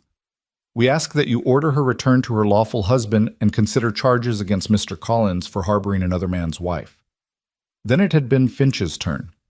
He'd stood, young and earnest, and presented Lydia's side. Your Honor, there was no marriage, no ceremony, no witnesses, no exchange of vows. Mr. Anderson paid for transportation, not a wife. Upon Miss Hartwell's arrival, he subjected her to physical and sexual violence. He beat her regularly, threatened her life, and ultimately threw her out into a blizzard to die. She survived only by chance when Mr. Collins found her nearly frozen to death. This isn't a case of a wayward wife, it's a case of a woman escaping from an attempted murderer. Morrison had listened to both sides, his face impassive. Then he'd called witnesses. Roy had testified first, painting a picture of himself as a wronged husband whose wife had been seduced away by a scheming neighbor. He'd claimed Lydia had been happy until Collins had poisoned her mind against him. He had denied the abuse, calling it normal marital discipline and claiming Lydia's injuries were from a fall, not a beating. Then Lydia had taken the stand. She'd been terrified. Ezra could see her hands shaking, see the way she gripped the edge of the witness box. But when she'd started speaking, her voice had been clear and strong. She told her story from the beginning, the forced marriage arrangement, the train west, meeting Roy, the shack that was supposed to be a ranch, the rape on her first night, the escalating violence, the night he'd beaten her over the locket and thrown her out to die. I crawled through that blizzard for hours, she'd said, and her voice had broken slightly. I couldn't feel my hands or my feet. I couldn't see more than a few feet ahead. I knew I was dying, but I kept crawling because I refused to let him win. I refused to die in the snow like worthless trash. And Mr. Collins, Morrison had asked, how did you come to be living with him? He found me by his fence line the next morning, half buried in snow. He saved my life, brought me inside, warmed me, fed me, asked nothing in return. He gave me a safe place to heal, both my body and my spirit. He's treated me with more respect and kindness in these few months than Roy Anderson showed me in a single day. Yet you've been living with him, unchaperoned, in a situation most would consider improper. I've been living as his partner and friend, nothing more. We share work, share meals, share a life, but there's been nothing improper between us. Mr. Collins is a gentleman in the truest sense of the word. He's protected me, respected me, and given me the freedom to make my own choices. Morrison had made notes, his expression unreadable. Then Ezra had been called to testify. He'd confirmed Lydia's story, described finding her in the snow, detailed the extent of her injuries. He'd been careful to emphasize that their relationship had been entirely proper, that Lydia had her own sleeping area, that they lived as friends and partners, nothing more. And yet you're willing to harbor a woman who may legally be another man's wife, Morrison had asked. I'm willing to protect a woman from a man who tried to kill her, Ezra had replied. If that makes me a criminal, then I'll accept whatever punishment you see fit, but I won't apologize for saving her life. Tom Miller had testified to both Ezra's and Lydia's character. Even Reverend Blackwood had taken the stand, reluctantly admitting that while he disapproved of their living arrangement, he'd seen evidence of Roy's abuse and believed Lydia's account. Finally, it had been Roy's turn for cross-examination. Finch had been merciless, catching Roy in lie after lie, forcing him to admit he had no witnesses to any marriage ceremony, no documentation beyond the payment for Lydia's ticket, no evidence that she'd ever consented to be his wife. So you paid for her passage, dragged her to your shack, raped her, beat her, and threw her out to die. And you expect this court to call that marriage? Finch had demanded. She's my wife, Roy had shouted, his face red. She belonged to me. She's not a horse or a piece of furniture, Mr. Anderson. She's a human being, and human beings can't be owned. The trial had lasted all day. By the time closing arguments had been made, the sun was setting, and everyone in the courthouse was exhausted. Morrison had declared he'd render his verdict the following morning, and court had been adjourned. That night, Ezra and Lydia had stayed at Tom Miller's house, neither willing to risk the ride back to the homestead in the dark. They'd barely spoken, both too anxious about the coming verdict. Lydia had finally broken the silence around midnight. They'd been sitting in Tom's parlor, unable to sleep, when she'd said quietly, "If he rules against me, if I have to go back, I want you to know. I'll find a way out. I'll run, or I'll fight, or I'll do whatever I have to do. But I won't live under Roy's control again. You won't have to. If Morrison rules against you, we'll get married before they can take you. It'll be done before Roy can stop it. And if that doesn't work," Ezra had met her eyes, "then I'll break my promise to you. I'll fight. And if I have to, I'll put Roy Anderson in the ground before I let him take you." She'd started to cry then, quiet, desperate tears. And Ezra had done something he'd never done before. He'd pulled her into his arms and held her while she wept, her body shaking against his chest, her tears soaking his shirt. "It's going to be all right," he'd murmured into her hair. "Whatever happens, we'll face it together. I promise you, Lydia, you're not alone anymore." And sitting there in the darkness, holding this woman who'd come to mean so much to him, Ezra had realized the full truth of his feelings. He loved her, not the same way he'd loved Sarah. That had been the bright, passionate love of youth. This was different, quieter, deeper, the love of two wounded souls who'd found healing in each other's company. He didn't say the words aloud. The timing was wrong, and he wasn't sure she was ready to hear them. But he felt them settling into his bones, becoming part of who he was. Whatever the judge decided tomorrow, whatever trials lay ahead, he knew one thing with absolute certainty. He would protect Lydia Hartwell with his last breath. She was his partner, his friend, and whether she knew it or not, she'd become his reason for living again. The storm was coming. Roy Anderson would return with violence in his heart. The law might side against them. The whole world might try to tear them apart, but they would face it together. And somehow, some way, they would survive. They had to, because the alternative was unthinkable. Morning came too soon and not soon enough. Ezra and Lydia had managed perhaps an hour of restless sleep before dawn pulled them back into the waking world. They dressed in silence, the weight of the coming verdict pressing down on them like a physical thing. Tom's wife had made breakfast, but neither of them could eat more than a few bites. The walk to the courthouse felt like a march to the gallows. The street was already crowded with townspeople, all eager to hear Judge Morrison's decision. Some faces showed sympathy, but most were merely curious, treating the whole affair as entertainment. Lydia had held her head high, refusing to give them the satisfaction of seeing her fear. Inside the courthouse, the air was thick and stifling despite the early hour. Roy was already there, looking haggard but confident. He'd caught Lydia's eye and smiled that cruel smile again, and she'd felt her stomach turn over. Morrison had entered exactly at 9 o'clock, his black robes lending him an air of absolute authority. Everyone had stood until he'd taken his seat, then sat in a rustle of fabric and creaking wood.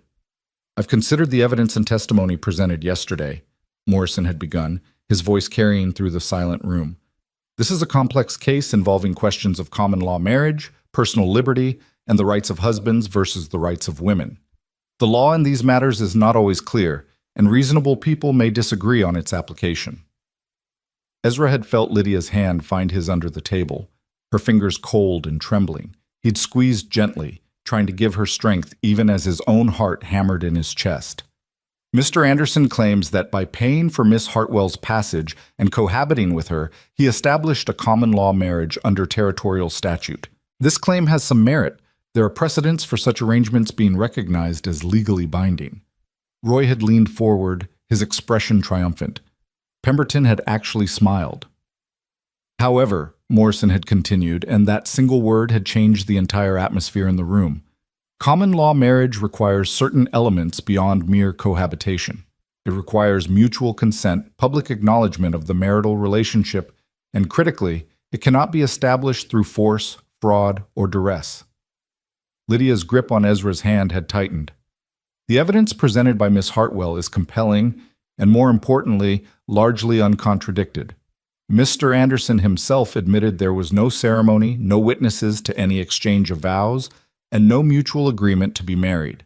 He paid for transportation and expected compliance. That is not marriage. That is human trafficking. Your Honor, I object." Pemberton had started to rise, but Morrison had cut him off with a sharp gesture.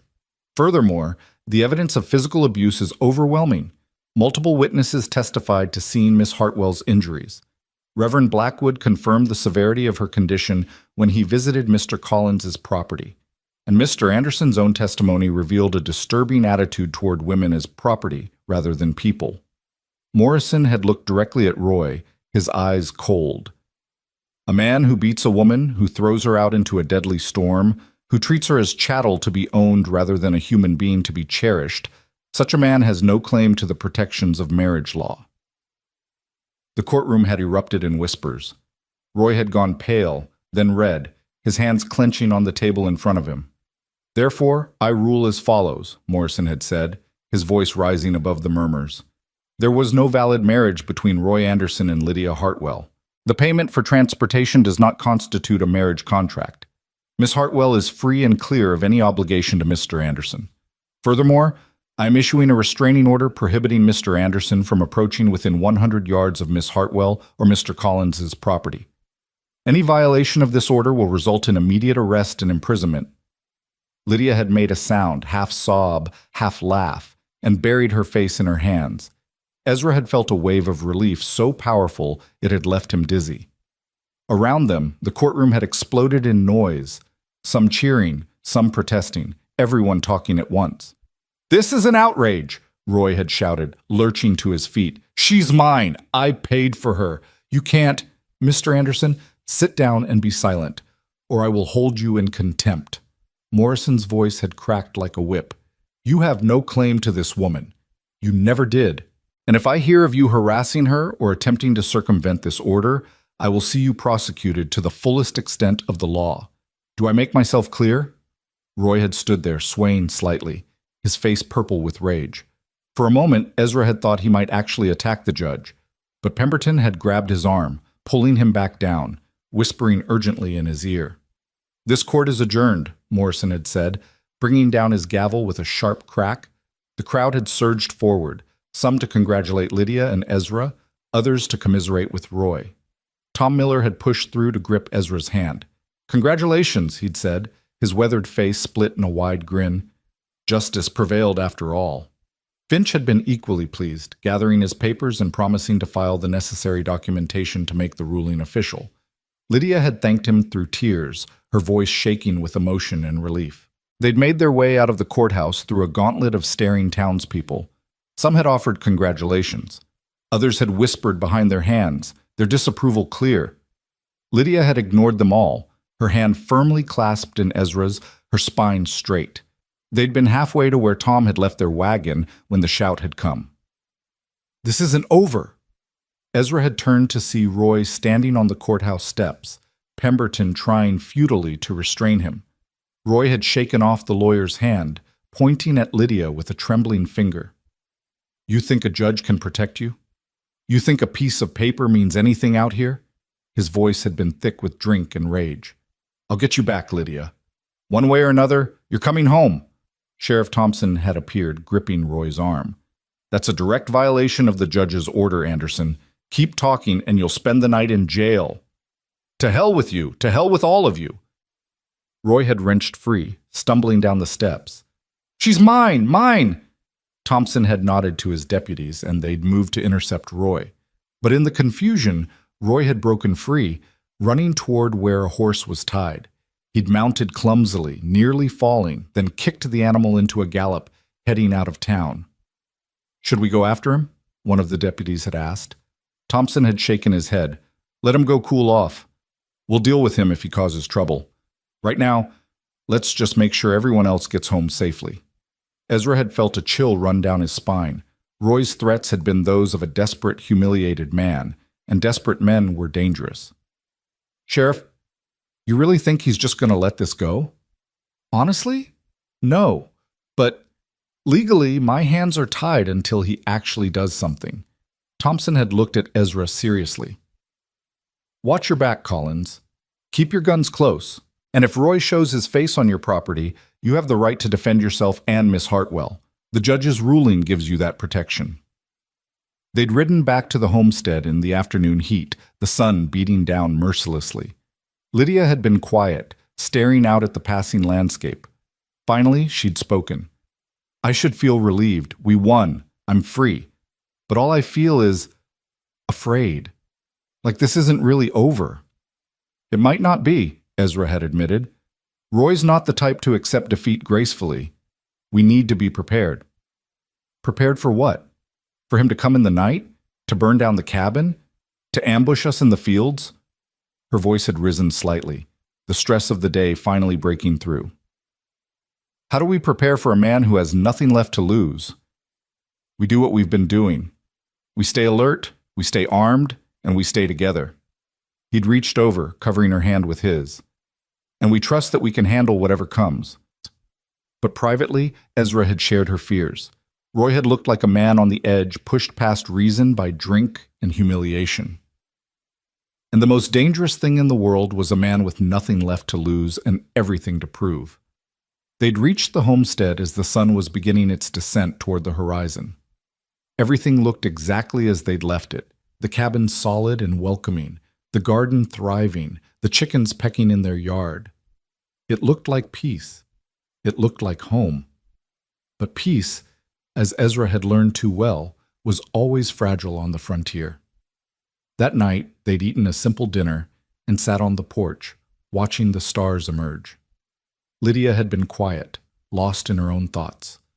Finally, she'd said, "Ezra, about your offer, to marry me if we lost the trial. You don't have to worry about that now. We won." "I know, but I want to talk about it anyway." She'd turned to face him, and in the lamplight from the cabin, her face had been serious. "These months living here, building this life with you, they've changed me. When I came here, I was broken. I'd given up on everything, hope, happiness, the possibility of anything good in my future. But you gave all of that back to me." "Lydia, let me finish, please." She'd taken a breath. "I don't want to marry you out of necessity or legal protection, but if you still wanted to, if you thought you could see a future with me as your wife, not just your partner, I want you to know I'd say yes. Not because I have to, because I want to." Ezra's heart had begun to pound. "Are you saying yes?" "I'm saying I've fallen in love with you, Ezra Collins. I don't know when it happened. Maybe it was when you pulled me from the snow. Maybe it was all those quiet evenings on this porch. Maybe it was watching you defend me against Roy and his thugs. But somewhere along the way, you stopped being my rescuer and became my home." He'd stared at her, this woman who'd come into his life like a storm and stayed like sunshine. "I love you too," he'd said, and the words had felt both terrifying and right. "I didn't think I could feel this way again after Sarah, but you're not Sarah. You're something different, something new, and I want to build a life with you, a real life, not just a partnership of convenience." She'd smiled then, genuine and bright. "So ask me." "Ask you what?" "Ask me properly. I've had one man claim me like property. I'd like at least one man to ask me like I'm a person worth choosing." Ezra had stood, then dropped to one knee on the porch. It felt absurd and wonderful at the same time. "Lydia Hartwell, would you do me the honor of becoming my wife? Not because the law demands it, not because it's convenient, but because I love you and I want to spend whatever time I have left in this world making you happy?" "Yes," she'd whispered, tears streaming down her face. "Yes, absolutely yes." He'd stood and pulled her into his arms, and they'd kissed for the first time, tentative, gentle, full of promise. It wasn't the passionate kiss of young lovers. It was the kiss of two people who'd been through hell and found each other on the other side. They'd decided to marry quickly, within the week. There was no point in waiting, and besides, making it official would provide an extra layer of legal protection against Roy, should he try anything. Tom and his wife had agreed to stand as witnesses, and even Reverend Blackwood, perhaps softened by the trial's outcome, had agreed to perform the ceremony. The days between the decision and the wedding had passed in a blur of preparation.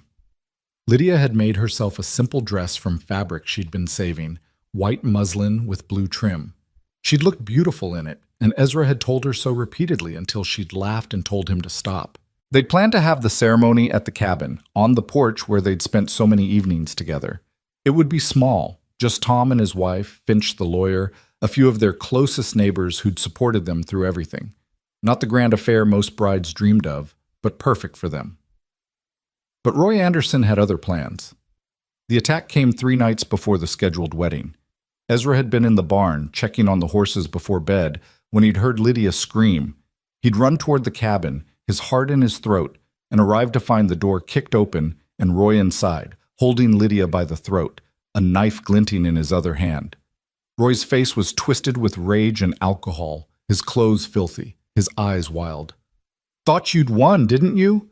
Roy had snarled when he'd seen Ezra. "Thought that judge could protect you? Nobody takes what's mine." "Roy, let her go." Ezra had kept his voice calm, though inside he was calculating distances, angles, chances. "This is over. The law's on our side. If you hurt her, you'll hang." "Then I'll hang. But she's coming with me. Roy had pressed the knife against Lydia's throat, drawing a thin line of blood. I'll kill her before I let you have her. If I can't have her, nobody can. Lydia had been gasping for air, her eyes wide with terror, but also, Ezra had seen it, with calculation. She'd been waiting for an opening, waiting for the right moment. Think about what you're doing, Ezra had said, edging closer.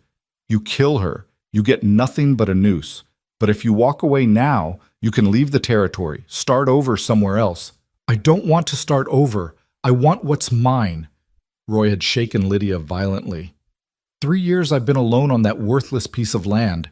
3 years of watching everyone else have wives and families while I had nothing. And then I finally get her and you steal her away. Nobody stole anyone. She chose to leave because you beat her. I disciplined her like a husband has a right to do. Roy's voice had risen to a shout. But you turned her against me, filled her head with ideas about rights and choices and That's when Lydia had moved. With a sudden twist, she ducked under Roy's knife arm and drove her elbow into his solar plexus. The blade had caught her shoulder, cutting deep, but she'd gotten free. Roy had doubled over, wheezing, and Ezra had been on him in an instant. They'd crashed together, falling through the cabin door and onto the porch. Roy had still had the knife, and he'd swung it wildly, catching Ezra across the ribs. Pain had exploded through Ezra's side, but he'd gritted his teeth and held on, trying to pin Roy's knife hand. They'd rolled across the porch, trading blows, each trying to gain the upper hand. Roy had been stronger than he looked, wiry and vicious, fighting with the strength of madness. But Ezra had been fighting for something more important than pride or possession. He'd been fighting for the woman he loved. Roy had gotten on top, the knife raised high, murder in his eyes. You should have minded your own business, Collins. Should have let her freeze in that snow. He'd brought the knife down, aiming for Ezra's throat, but Ezra had caught his wrist, holding the blade inches from his skin, arms trembling with the effort. And then there had been a sharp crack, and Roy's eyes had gone wide. He'd looked down at his chest where a red stain was spreading across his filthy shirt. Then he'd looked up, confusion replacing rage. Lydia had been standing in the doorway, Ezra's rifle at her shoulder, smoke curling from the barrel. Her face had been white, her hands shaking, but her eyes had been steady. Roy had tried to speak, but only blood had come out. He'd toppled sideways, the knife falling from his hand. For a moment, he'd lain there gasping, his eyes finding Lydia one last time. Then the light had gone out of them, and he'd been still. Silence had fallen over the homestead, broken only by the sound of Lydia's ragged breathing and Ezra's gasping as he clutched his bleeding side. "Is he—" Lydia had whispered. Ezra had checked for a pulse, already knowing what he'd find. "He's dead." The rifle had clattered from Lydia's hands, and she'd collapsed to her knees. Oh God, I killed him! I killed him!" Ezra had pulled himself upright, pressing a hand to his side to staunch the bleeding, and made his way to her. "You saved my life. You saved both our lives. You did what you had to do. But I killed a man. I took a life." She'd been shaking violently, shock setting in. "I shot him and I didn't even think. I just saw him hurting you and I couldn't let him— Hey, look at me." Ezra had gripped her shoulders, forcing her to meet his eyes. "You're alive. I'm alive." Roy made his choice when he broke into this cabin with a knife. What happened to him is on him, not you. Do you understand? She'd nodded, though he could see she didn't quite believe it yet. The reality of having killed someone, even in self-defense, would take time to process. "We need to get the sheriff," Ezra had said, wincing as pain shot through his side. "And we need to tend these wounds before we bleed out on the porch." The next hours had been a blur of activity. Lydia had helped Ezra inside and bandaged his ribs. The cut was deep but not fatal, missing anything vital. He'd done the same for her shoulder, which was worse, but would heal with time. Then they'd covered Roy's body with a tarp, and Ezra had ridden to Tom Miller's place to send for the sheriff. Thompson had arrived at dawn with his deputies, taking statements, examining the scene, photographing Roy's body. The evidence had been clear: the kicked-in door, the knife still clutched in Roy's hand, the wounds on both Ezra and Lydia consistent with their story of self-defense. "This'll have to go before the judge again," Thompson had said, "but it's clear as day what happened here. Anderson violated the restraining order, broke into your home with a weapon, attempted murder. Miss Hartwell was within her rights to use deadly force to protect herself and you. Will there be charges? Ezra had asked. Doubtful. Morrison's a stickler for the law, but even he knows justified homicide when he sees it. Thompson had glanced at Lydia, who sat on the porch wrapped in a blanket despite the summer heat, staring at nothing. How's she doing? She killed a man. Even when it's justified, that's not easy to live with. No, it's not.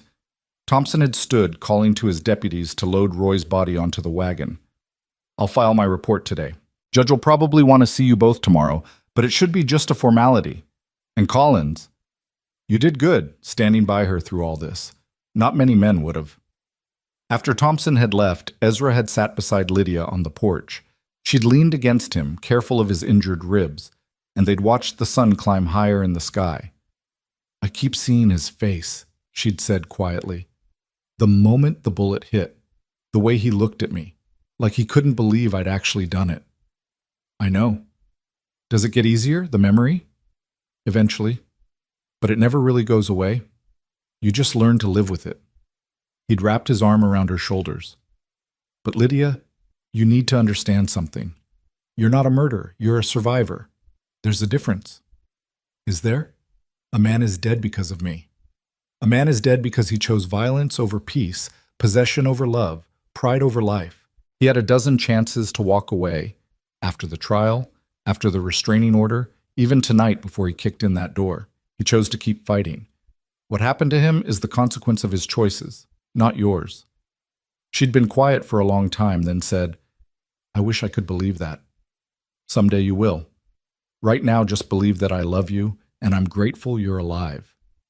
She'd turned to look at him, and despite everything, the blood, the pain, the death that had visited their home, she'd smiled slightly. I love you too, and I'm still going to marry you in 3 days, if you'll still have me. Nothing could stop me. The hearing before Judge Morrison had been brief. Thompson's report had been thorough, the evidence overwhelming. Morrison had ruled the killing justified self-defense and closed the case. Roy Anderson was buried in a pauper's grave outside Bitter Creek, mourned by no one. The wedding had gone forward as planned, though both bride and groom wore bandages under their clothes. They'd stood on the porch of the cabin where so much had happened, where they'd argued with Reverend Blackwood, where they'd faced down Roy's threats, where Lydia had saved both their lives. Blackwood had performed the ceremony, his voice solemn but not unkind. Do you, Ezra Collins, take this woman to be your lawfully wedded wife, to have and to hold, in sickness and in health, for richer or poorer, as long as you both shall live? I do.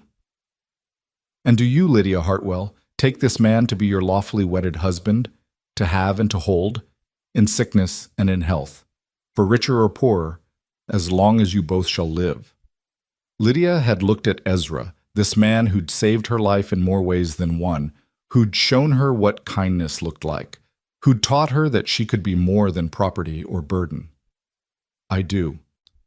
Then by the power vested in me by the territory of Wyoming, I now pronounce you husband and wife. You may kiss your bride.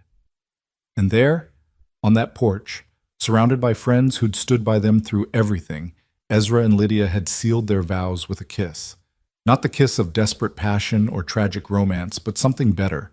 The kiss of two people who'd chosen each other freely, who'd fought for that choice, and who would build their future on the foundation of mutual respect and love. The years that followed were good ones. Hard, as all years on the frontier were hard, but good. Lydia's garden flourished, providing food enough to sell in town. Ezra's herd grew. They built additions to the cabin, a proper bedroom, a larger kitchen, eventually a small schoolroom. Because Lydia had become the teacher for the surrounding homesteads, children riding in from miles around to learn reading, writing, and arithmetic in the schoolroom Ezra had built for her. She was patient and kind, and the children loved her. Their laughter filled the valley, a sound that Ezra never tired of hearing. Their first child, a son, was born 2 years after the wedding. They named him Thomas, after Tom Miller, and he had his mother's green eyes and his father's quiet strength. A daughter followed 3 years later, Sarah, named for the woman who'd made this place a home before Lydia had arrived.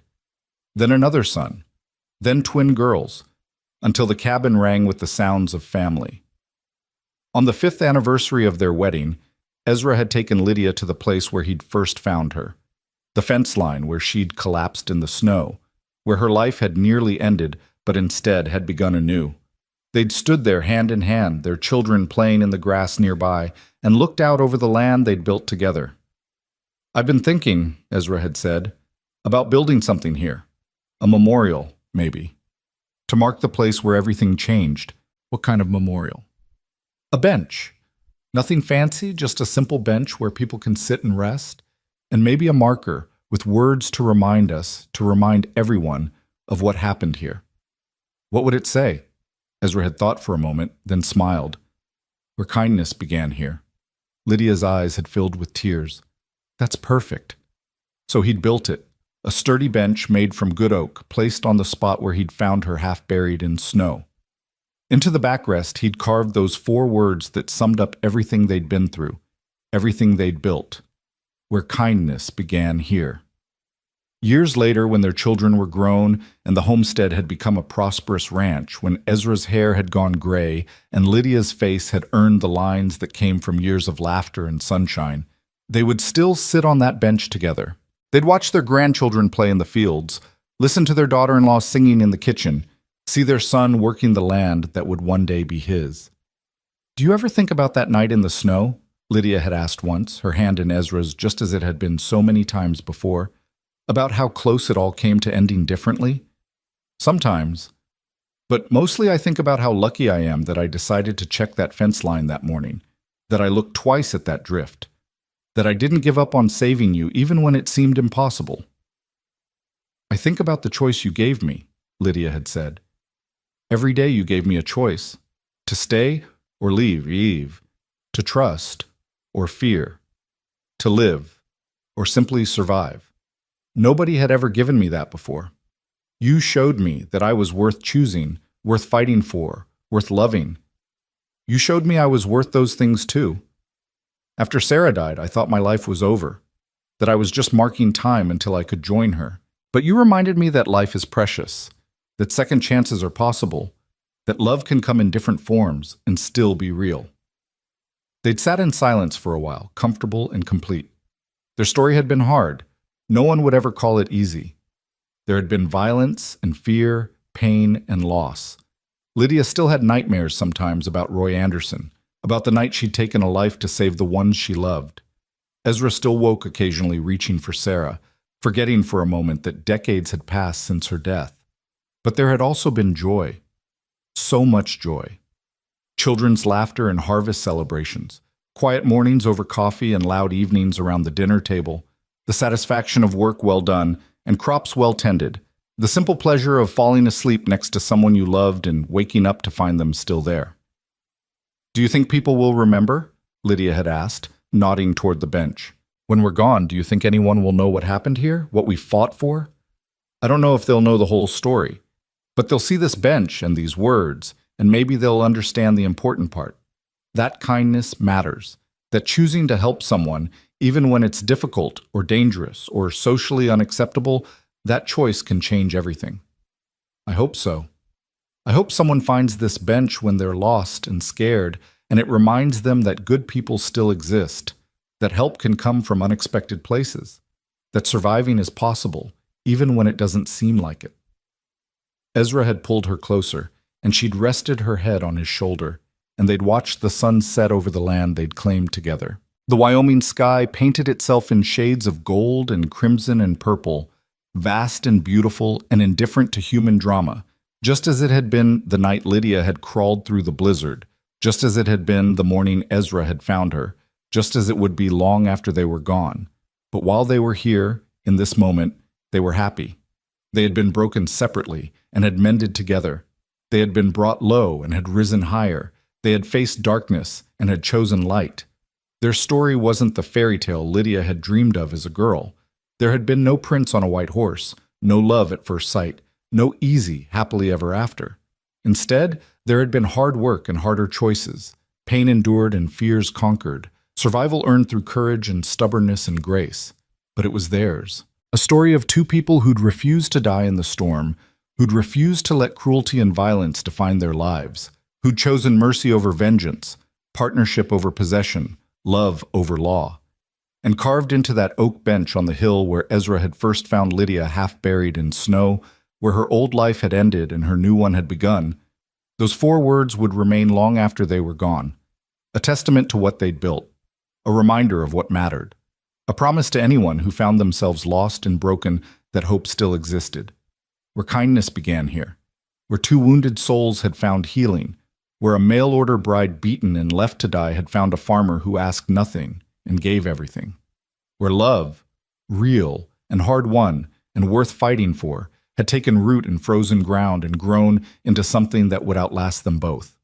That was their story. That was their legacy. That was enough.